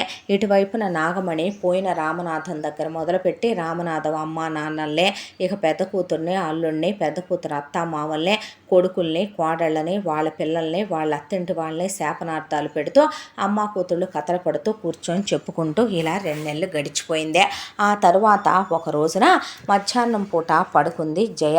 జయ పడుకుంది కావాలా అని నాగమణి హాల్లోకి వెళ్ళి కూర్చొని టీవీ చూస్తుంటే జయకి ఉన్నట్టుండి కిటికీలో నుంచి వెలుతురు పడే నిద్ర మెలకు వచ్చింది. వెదవ కిటికీ వేసేసి ఏసీ వేసుకుందాం చెమట పోస్తుందని లేచి కిటికీ వేయబోతూ ఉండగా హాల్లో నుంచి అమ్మ మాటలు వినపడటం మొదలైనాయి. కిందింటి ఆంటీ వచ్చింది. అప్పుడే అమ్మ దగ్గరికి వచ్చి ఇక కూర్చొని ఏ మాటకు ఆ మాట, నీకున్న ప్రశాంతత నాకు లేదు నాగమణి, హాయిగా కూతుర్ని తీసుకొచ్చి నీ దగ్గర పెట్టుకున్నావు, నా బతుకు అటు కొడుకు తంతన్నాడు, ఇటు కూతురు తంతందే, అసలు ఏం కిటికీ చెప్పి బయటికి తీసుకొచ్చా, ఎలా తీసుకొచ్చా, ఏం జరిగింది అసలు అని అడిగింది ఆ వచ్చిన ఆవిడ. అడిగితే ఒకళ్ళు తీసుకొచ్చేదేముందమ్మా, ఒకళ్ళు చేసేదేముందే, నా మొగుడు పోయాడు, నా మొగుడు పోయిన తర్వాత నేను ఒక్కదాన్ని ఉండలేకపోయాను, కొడుకుని కోడళ్ళని విడగొట్టేద్దాం, కొడుకులు ఉంటారులే తోడు అనుకున్నా, పెద్ద కూతురు అల్లుడిని విడగొట్టేద్దాం అనుకున్నా, అయ్యేయి సాధ్యపడలేదు. ఆ తర్వాత దీనింటికి వచ్చాను. ఇదేమన్నా పతివ్రత అనుకుంటున్నావా, ఇదేమైనా పత్తిత్తు అనుకుంటున్నావా, నేను దీనింట్లో నుంచి విడగొట్టి తీసుకురావటానికే, దీనత్త మహా ఇల్లాలో, దీన్ని కూర్చోబెట్టి దీన్ని కడిగి దీని పిల్లల్ని పెంచి చేసి పల్లెటూరులో అంతకుముందంతా వీళ్ళ కోసం మూటలు కట్టి ఇక్కడికి వచ్చిన కాడి నుంచి చేస్తానే ఉందామా, ఒక్కరోజన్నా ఇది అత్తకు మర్యాద ఇచ్చి అత్తకు చెంబుడు మంచినీళ్ళు ఇచ్చిందా, అత్తకు ఒక్కప్పుడు కాఫీ ఇచ్చిన వెళ్ళాలనుకుంటున్నావా, పెద్ద పనికి మాలిన గాలి రకం నా కూతురు. నీకో విషయం తెలుసా, నా అల్లుడు బంగారం, నా అల్లుడు ఆఫీస్కి వెళ్ళిపోయిన తర్వాత దీనికోసం ఎదురింటి ముసలోడు వస్తాడు, పక్కింటి కుర్రోడికి 22 ఏళ్ళు ఉంటాయి, వాడిని పిలిచి కోరిక తీర్చుకుంటుంది, కింద పోర్షన్లో ఒకడున్నాడు, అనకూడదులే కానీ నన్ను నోరు మూసుకోమని కొట్టి తిట్టి వాతలు పెట్టి అత్తేటు బయటికి వెళ్ళొద్ది పిల్లల్ని తీసుకొని, దాంతో ఇక వీటుల మీద వీటుల్ని పిలిపించుకొని వాళ్ళతో చెడు తిరుగుళ్ళన్నీ తిరుగుద్దే.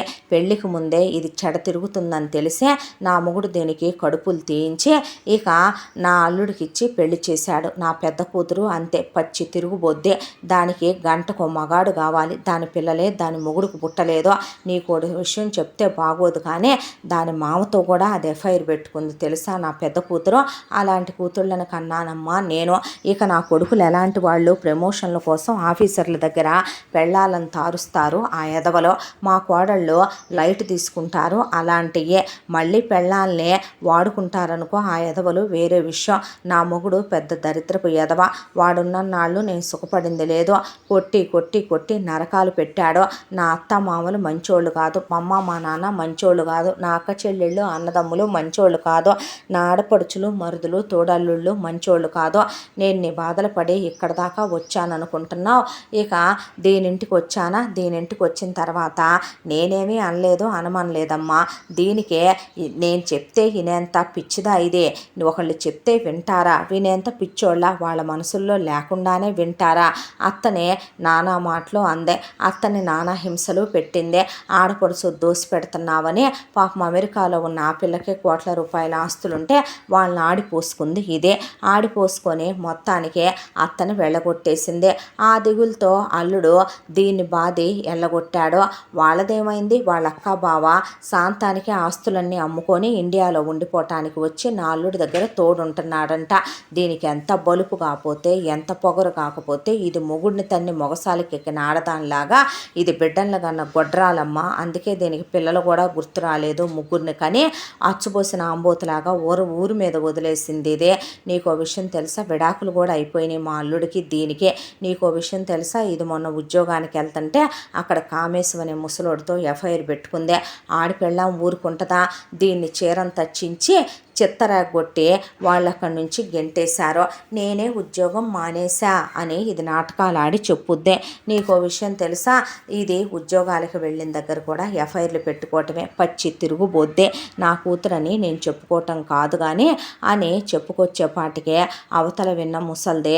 నేను ఏం చేయాలో ఏంటో, నా కూతుర్ని అల్లుడిని నా కొడుకు కోడల్నే నువ్వు ఇప్పుడు చెప్పిన దాన్ని బట్టి ఆలోచిస్తాను అని అవతల్ది వెళ్ళిపోయిందే. నాగమణి వచ్చిన దగ్గర నుంచి కింద వాచ్మెన్ దగ్గర మొదలుపెట్టి ప్రెసిడెంటు సెక్రటరీ ప్రతి ఫ్లాట్కి ప్రతి ఇంటికి వెళ్ళి సేమ్ ప్రాపగండా ఫాలో అవుతూ చెప్పుకుంటూ వచ్చేసింది జయ మీద. ఇవన్నీ ఒక ఎత్తు అయితే అపార్ట్మెంట్లో ఉన్న వాళ్ళకి, అత్త మీద కోళ్ళకి, తోడుకోడళ్ళ మీద ఆడపడుచులకి, మొగుడు మీద పెళ్ళానికి ఇలా చెప్పుకుంటూ కూర్చుని వాళ్ళు కుమ్మేసుకోవటం మొదలుపెట్టారు.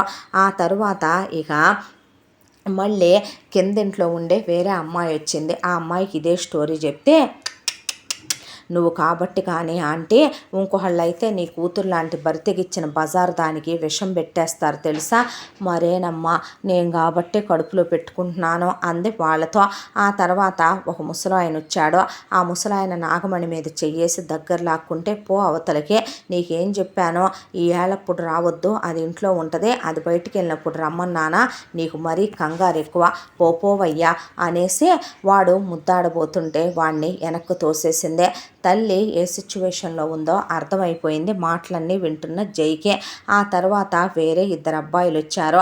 ఆ ఎదవలకి పెళ్ళిళ్ళు అయిపోయి పిల్లలు కూడా ఉన్నారు. ఒక్కోడికి 30-35 ఏళ్ల వయసు ఉంటుంది. అవునా అంటే, అలాగా అంటే, మీ అమ్మాయి తేడా క్యాండిడేటేలేండి అంటే, గంటకి ఎంత తీసుకుంటుందో, రోజుకి ఎంత తీసుకుంటుందో అనేసరికి ఏమోనయ్యా నాకు చెప్పుద్దా అనేసింది వాళ్ళతో. ఆ తర్వాత ఇక ఎంతసేపు పడుకుంటుంది దరిద్రపు దాన్ని, టీ పెట్టుకొని తాగే అమ్మాయి లే అనేసరికి జయ లేచి బయటకు వచ్చి, అమ్మా అంటే ఏంటి అంది. అనేసరికి, ఇప్పుడు నాకు ఉద్యోగం లేదు, ఒంటి మీద బంగారం అమ్ముకొని తింటున్నాం, ఇది అయిపోయిన తర్వాత నేను ఆలోచిస్తాలే అని ఆ రాత్రంతా అమ్మ మాట్లాడిన మాటలతో పేగులు తెగిపోయి ఇక తండ్రి గుర్తొచ్చాడు. ఆయన రక్తం పంచుకొని పుట్టిన తనకే అసలు ఆయన బుద్ధులు ఒక్కటైనా వచ్చాయా? అక్క, బావ, తమ్ముళ్ళు, మరదళ్ళు గుర్తుకొచ్చారు. అత్తయ్య గుర్తుకొచ్చిందే. ఆడపడుచు మొగుడు గుర్తొచ్చాడు. ఆ తర్వాత వాళ్ళని ఎన్ని మాటలంది గుర్తొచ్చింది. పిల్లలు ముగ్గురు గుర్తుకొచ్చారు. తన చెప్పు తీసుకొని తను పట పట పట పట కొట్టుకుంది లేసి హైహీల్ చెప్పుతో. ఆ తర్వాత అమ్మ మాటలు విని కాపురం కూల్చుకున్నందుకు అట్లకాడ కాల్చుకొని ఒళ్ళంతా వాతలేసుకుంది. అవన్నీ సలుపు పుడుతుంటే ఒళ్ళు తెలియకుండా ఏడ్చి ఏడ్చి ఏడ్చి నిద్రపోయి కళ్ళు తెరిసేపాటికి ఎదురుగా కామేశాన్ని నువ్వేంటి ఇక్కడికి వచ్చావనే పాటికి మీదకు దూకేసి చీరంతా చించేసి ఆల్మోస్ట్ బట్టలు మొత్తం ఒక్కోటి తీసేయటం మొదలుపెట్టాడు. కామేశం నుంచి తప్పించుకోవటానికి అయ్యేసి కొట్టి ఇయ్యేసి కొడితే కామేశం కూడా బాధి పారేశాడు జయనే. కామేశాన్ని గదిలోకి పంపి 25,000 తీసుకొని బయట తలుపు గడేసి వెళ్ళి హాల్లో కూర్చుంది నాగమణి. దాంతో తలుపుని ముందు డోరు మూసుకుపోయిందని వెనక డోరు తీసి కామేశాన్ని లోపల పెట్టి తలుపు గడేసి ఆ తర్వాత వచ్చి బయటపడింది. అప్పటికే అపార్ట్మెంట్లో వాళ్ళందరూ కేకలకు పోగైతే ఇక ఇలా వచ్చాడు ఇలా చేస్తున్నాడని కామేశాన్ని బయటికి తీసుకొస్తే జుట్టంతా రేగిపోయి జాకెట్ చినిగిపోయి లంగా అంతా చిరిగిపోయి చీర లేకుండా ఎలా ఉందంటే అలా ఉంది జయ.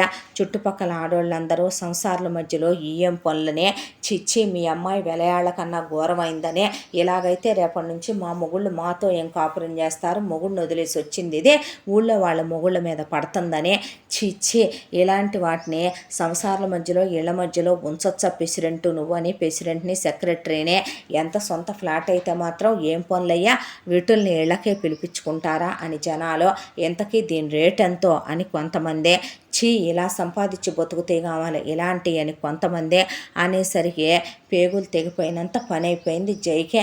ఆ తర్వాత కామేశాన్ని బయటికి గెంటి తలుపేసిన తర్వాత అమ్మా ఇట్రా అని పిలిచింది నాగమణి.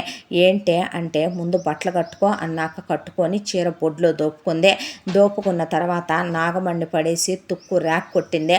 ఎందుకే నన్ను కొడతావంటే నా వేలుతో నాకన్నీ పొడిసావు, అమ్మలా చూసుకునే దేవతలంటే నా అత్తగారిని నానా మాటలనేలా చేసావు, నా ఆడపడుచుని తిట్టేలా చేసావు, నా మొగుడు మనసు విరిగిపోయేలా చేసావు, నా పిల్లలు నన్ను చీకొట్టేలా చేసావు, నాకు పుట్టిల్లే లేకుండా అక్క కానీ తమ్ముళ్ళు కానీ నా వైపు మాట్లాడకుండా చేసావు, ఎందుకెంత పాపానికి ఒడిగట్టావే, ఎందుకెంత పాపం చేసావు, నేను చెప్పాననుకో నీ బుద్ధి ఏమైందే, సరే చెప్పానని ఒప్పుకుంటున్నాను, నీ సాక్షిగా దేవుడు సాక్షిగా మళ్ళీ చేయను, దాంట్లో ఏముంది నాకు ఓ తోడుండాలనుకున్నాను దాంతోనే చేశాను, ఏంటైతే ఇప్పుడు అనేసరికి జైకి నోట మాట రాలేదు.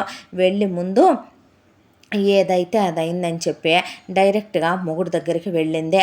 వెళ్తే అదే ఇంట్లో ఆడపడుచుండే, నేను నిన్ను ఏమీ అడగను కానీ మా అమ్మని మాకెందుకు దూరం చేసావు అని అడిగింది వాహిని. ఆ మాటకి అమ్మాయి నీలాంటి వాళ్ళని ముక్కలుగా నరికి షూట్ చేసినా తప్పు లేదని చక్రవర్తి రివాల్వర్ తెచ్చాడు, చంపేయండి పెదనాన్న తప్పే ఉందని ఆయన కాళ్ళ మీద పడి సూర్యని క్షమాపణ అయిపోయింది, క్షమాపణ చెప్తున్నాను తప్పు అయిపోయింది అని కాళ్ళ మీద పడిందే. ముందు లే ఇక్కడి నుంచి అని బయటికి గెంటేసి సూర్య తలుపులు వేసుకొని ఆఫీస్కి వెళ్ళిపోయాడు. దాన్ని రాణిస్తే నేను కూడా మిగలను మీకని చెప్పి వెళ్ళాడు. వెళ్తా ఆ తర్వాత ఇక మళ్ళీ మొగుడు కాళ్ళు పట్టుకున్నా రానివ్వట్లేదని తెలిసి అక్కడి నుంచి ఇక పుట్టింటి దగ్గరికి వెళ్ళిందే. అమ్మని తీసుకొని ఎలాగోలాగా తన కాపురం నిలబెట్టమని తమ్ముళ్ళని మరదల్ని అడగటానికి. తమ్ముళ్ళు మరదళ్ళు కలిసి అక్క బావకు ఫోన్ చేస్తే వాళ్ళు వచ్చారు. అక్కడికే వచ్చి రావటంతోనే ఏమైందిరా అని అడిగితే ఇదంటా విషయం అని చెప్తే మా అమ్మ నాన్న ఇప్పటికీ పోట్లాడుకుంటున్నారు, ఏం పనులు అత్తయ్యా ఇవన్నీ అనేసరికి అల్లుడిని రామ్మ అని ప్రమాణం చేసి చెప్తున్నాను, నేను ఇవన్నీ మానేసా, కేశవ్ శ్రీధర్ సచ్చినంతొట్టు అని చెప్పి కోడళ్లతో ఏమే ట్రావే అని తర్వాత నీకు విషయం తెలుసా, పెద్దది నీ వైపు చూసి నాకు ఇలా కన్ను కొట్టి నీ మీద ఏదో చెప్తుందే, నన్ను లోపలికి రమ్మనమని, ఇప్పుడేగా అత్తయ్య మా మొగుళ్ళ మీద ఒట్లేసావు అన్న తర్వాత ఒరే పెద్దోడా నీ వ్యాపారం చూసి చిన్నోడు కన్ను కుట్టట్లా అని కొడుకుల మీద చెప్పిందే. ఆ తర్వాత అల్లుడికి ఎంతకీ పిల్లల్లో నీ పోలికలే కనపడుతున్నాయా అల్లుడు అని అడిగేసరికి ఈ జన్మకు నువ్వు మారవు అన్న తర్వాత ముందు తమ్ముళ్ళిద్దరూ కలిసి ఇట్రావే నువ్వు అని ఎలాగైనా నా సంసారం నుంచోబెట్టండిరా, ఎలా ఎలాగైనా నా మొగుడిని నన్ను నా పిల్లల్ని కలపండ్రా అంటే ఇంత జరిగా కూడా దేవతలాంటి మీ అత్తగారిని నానా మాటలు అని గెంటాననే బాధ లేదు కదక్క నీకు. నువ్వు బావని ఎంత బాధ పెట్టి ఒళ్ళు కొవ్వెక్కి కండకావరంతో ఏమే ఇది మన నలుగురినే నాన్నకే కందా అని అడిగావంట కదా ఇందాక. మరి నువ్వు బావకే కన్నావా, ఇది చెప్పినట్టు ఎదురింటోడికి పక్కింటోడికి వెనకింటోడికి కన్నావా? పిల్లలు ఒక్కసారి కూడా గుర్తొచ్చి కడుపు తీపి గుర్తురాలే నీకు, బావ కట్టిన తాళి గుర్తురాలే నీకు, విడాకులు ఇచ్చి పెళ్లి చేసుకొని మొగుడిని దాన్ని మొగసాలకి కిందని ఇంకొక కాపురం పెడతావా నువ్వని బెల్ట్ బకిల్ సైడ్ తీసుకొని వాళ్ళు బాధి పారేశాక వారాహి లోపలికి వెళ్తే చచ్చిపోద్ది వద్దులేవే అన్నాడు రాఘవ. నేనెందుకు కొడతాను, నా చెల్లెలు నన్ను లోపలికి వెళ్ళి 4 కట్టెన్ రాడ్లు ఓ స్టాండ్ ఫ్యాను ఇరిగిపోయిందాకా కొడితే శుభ్రంగా ఎముకలు ఒక 2-3 బ్రేక్ అయ్యి పడిపోయింది కూడా. జయ దాన్ని తీసుకెళ్ళి హాస్పిటల్లో పడేయండి అని బయటకు వచ్చిన తర్వాత కొట్టావమ్మా, కొడితే మళ్ళీ ఎంత పొరంబొకలు దానిలో తయారైందనుకుంటున్నావు. వావి వరసలు లేకుండా చండాలంగా మగాళ్ళెమ్మడి తిరుగుతుంది. ఇదే ఎందుకైనా పనికొస్తా అనుకుంటున్నావా? ఏ బే మన ఇంట వంట ఉన్నాయంటే ఇలాంటి పనులు అనేసరికి అసలు నిన్ను మర్చిపోయానేంటమ్మా ఇంత దాంట్లో నేను అని మొగుడిని ఒంగోమని తమ్ముళ్ళ భుజాల మీద కాళ్ళేసి పైకెక్కి ఎక్కడికి వదినా అంటే మా నాన్న ఇక్కడే లేవే రోకలి బండలు దాస్తాడని, అమ్మ లోపలరా మన ఇద్దరం మాట్లాడుకుందాం అని లోపలికి తీసుకెళ్ళి నాగమణిని తుక్కు ర్యాక్ కొట్టి ఏమే నీ బాడీలో నాన్న విరక్కొట్టి అతుకులేంచిన ఎముకలు తప్ప అతుకులేంచని ఏమైనా ఉన్నాయా? నీ కొద్దిగైనా సిగ్గు శరం ఉందా? నీ బతుకుచ్చాడా అని తుక్కు కింద కొట్టి కూతుళ్ళ కాపురాలు కొడుకుల కాపురాలు ఇళ్ల చుట్టుపక్కల వాళ్ళ కాపురాలు కూలుస్తావా నువ్వు అని బాగా బాధి పారేసింది వారాహి. ఆ తర్వాత జైని జుట్టు పట్టుకొని నీ మొగుడు నిన్ను ఒప్పుకున్నా నిన్ను రానిచ్చినా ఒకవేళ రానివ్వాలన్నా నీ అత్తే రావాలి. ఇప్పుడు వాళ్ళు రానిచ్చినా ఏం చేసినా నీ అత్త దృష్టిలో నీ మొగుడు దృష్టిలో నీ పిల్లల దృష్టిలో నువ్వు నీ ఆడపడుచు దృష్టిలో ఇదివరకటే అభిమానాన్ని మళ్ళీ తిరిగి సంపాదించుకోగలను అనుకుంటున్నావా? నువ్వన్న మాటలు వాళ్ళ మనసుకు తగిలుంటాయి మర్చిపోతారనుకుంటున్నావా? నీ బతుకుచ్చాడా అని అడిగి హాస్పిటల్లో వేసిన తర్వాత ఇక ట్రీట్మెంట్లు కంప్లీట్ అయినాయి. నాగమణిని తీసుకెళ్ళి ఓల్డేజ్ హోమ్లో ఇసిరేసి రమ్మనమంది వారాహే. తీసుకెళ్ళి ఓల్డేజ్ హోమ్లో నేనుండను అన్నా సరే కొడుకులు పెడరెక్కలు ఇరిసి అక్కడ పడేసి వచ్చారు నాగమణిని. ప్రతి నెల డబ్బులు వేస్తాం, ఏమైనా బయటకు వదలొద్దు, చచ్చినప్పుడు కూడా మాకు శవాన్ని అప్పచెప్పొద్దు అని చెప్పేసి వచ్చారు. అక్కడ ఆశ్రమంలో వాళ్ళకి తగాదాలు పెడుతూ వాళ్ళు జుట్లు పట్టుకొని కొట్టుకునేలా చేస్తూ ఆ తర్వాత ఇక్కడ నేనుండను వచ్చి తీసుకెళ్ళండి అని ఫోన్ చేసిందే.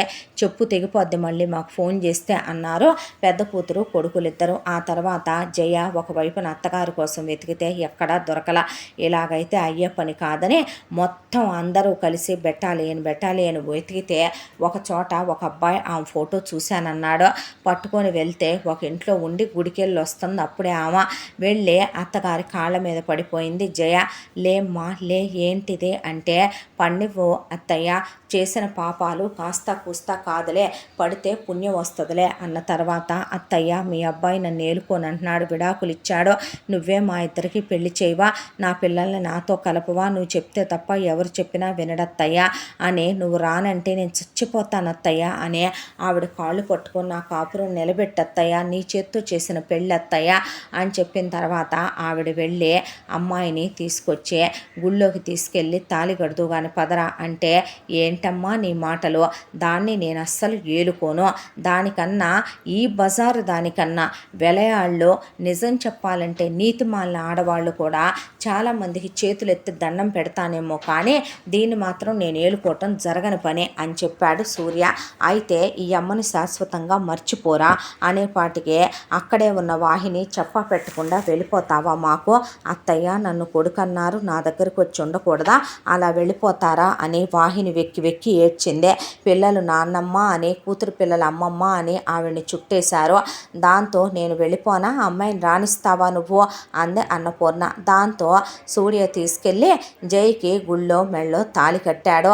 ఆ తర్వాత ఇక పదండత్తయ్య మాతో ఉందురుగాని అన్నాడు జయరాం. వద్దయ్యా నేను వేరేనే ఉంటాను అంటే, అత్తయ్య మీ కాళ్ళు పట్టుకుంటాను, మీరు మళ్ళీ వేరే ఉంటాను అనొద్దత్తయ్య అంది జయ.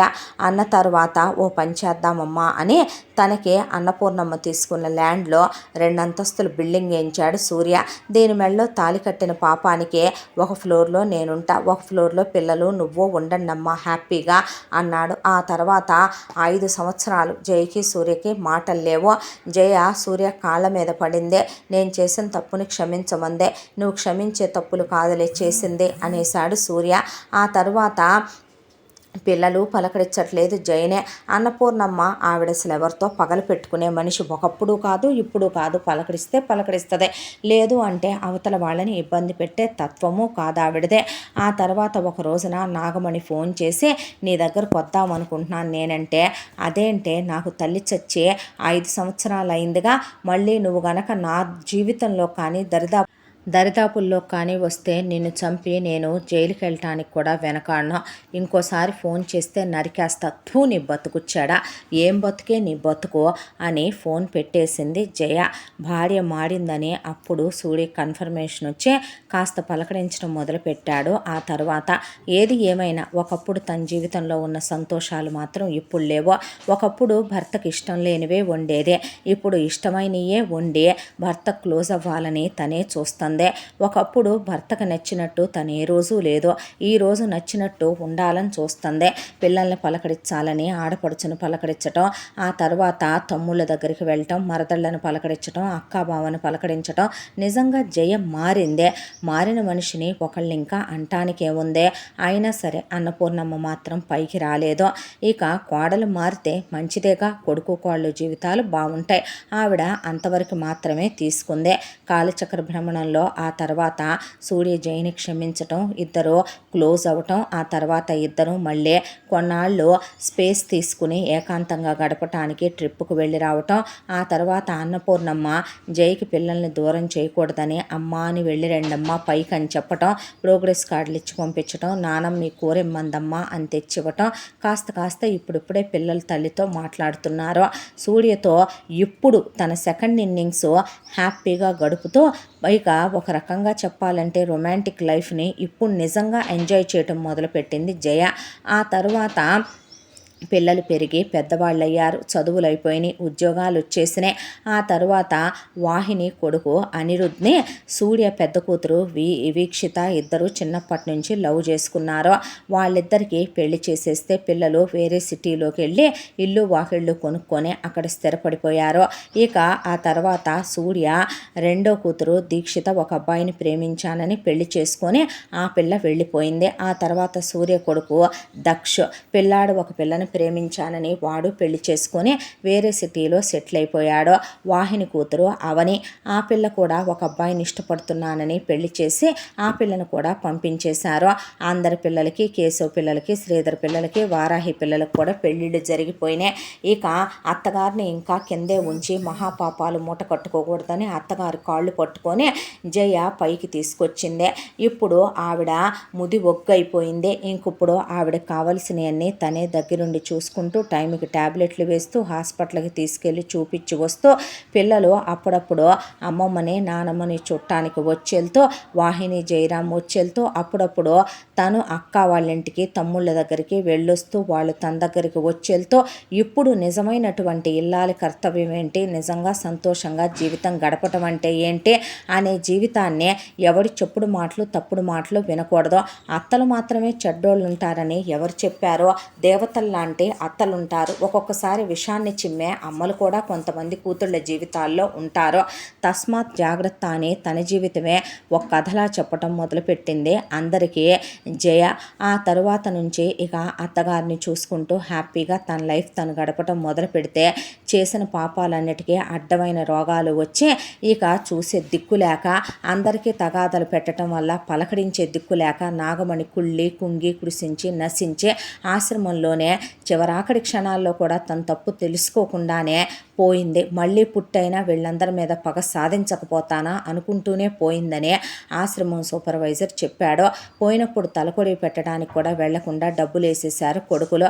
అలా నాగమణి జీవితం గడిచిపోయింది. కొంతమంది తల్లులు పాము తన పిల్లల్ని తానే మింగినట్టు చివరికి పరాయింటి నుంచి వచ్చిన కోడళ్లనో అల్లుళ్లనో కాదు, తమ కూతుళ్ళని కొడుకుల్ని కూడా ఒకే సమానంగా సాధించుకు తింటారు. చివరికి వెళ్తూ వెళ్తూ ఏం కట్టుకెళ్తారో ఏం సాధిస్తారో వాళ్ళకే తెలియాలి. మరిక ఇంతటితో ఈ కథ సమాప్తం. మళ్ళీ మరొక మంచి కథతో కలుసుకుందాం. తప్పకుండా మన ఛానల్ని లైక్ చేయండి, షేర్ చేయండి, సబ్స్క్రైబ్ చేయండి, బెల్ ఐకాన్ క్లిక్ చేసి ఆల్ అనే బటన్ని ప్రెస్ చేయడం మర్చిపోకండి. ఈ కథను మనకు అందించిన కథా రచయిత్రి జి యామిని శ్రీనివాస్ గారు. Thank you.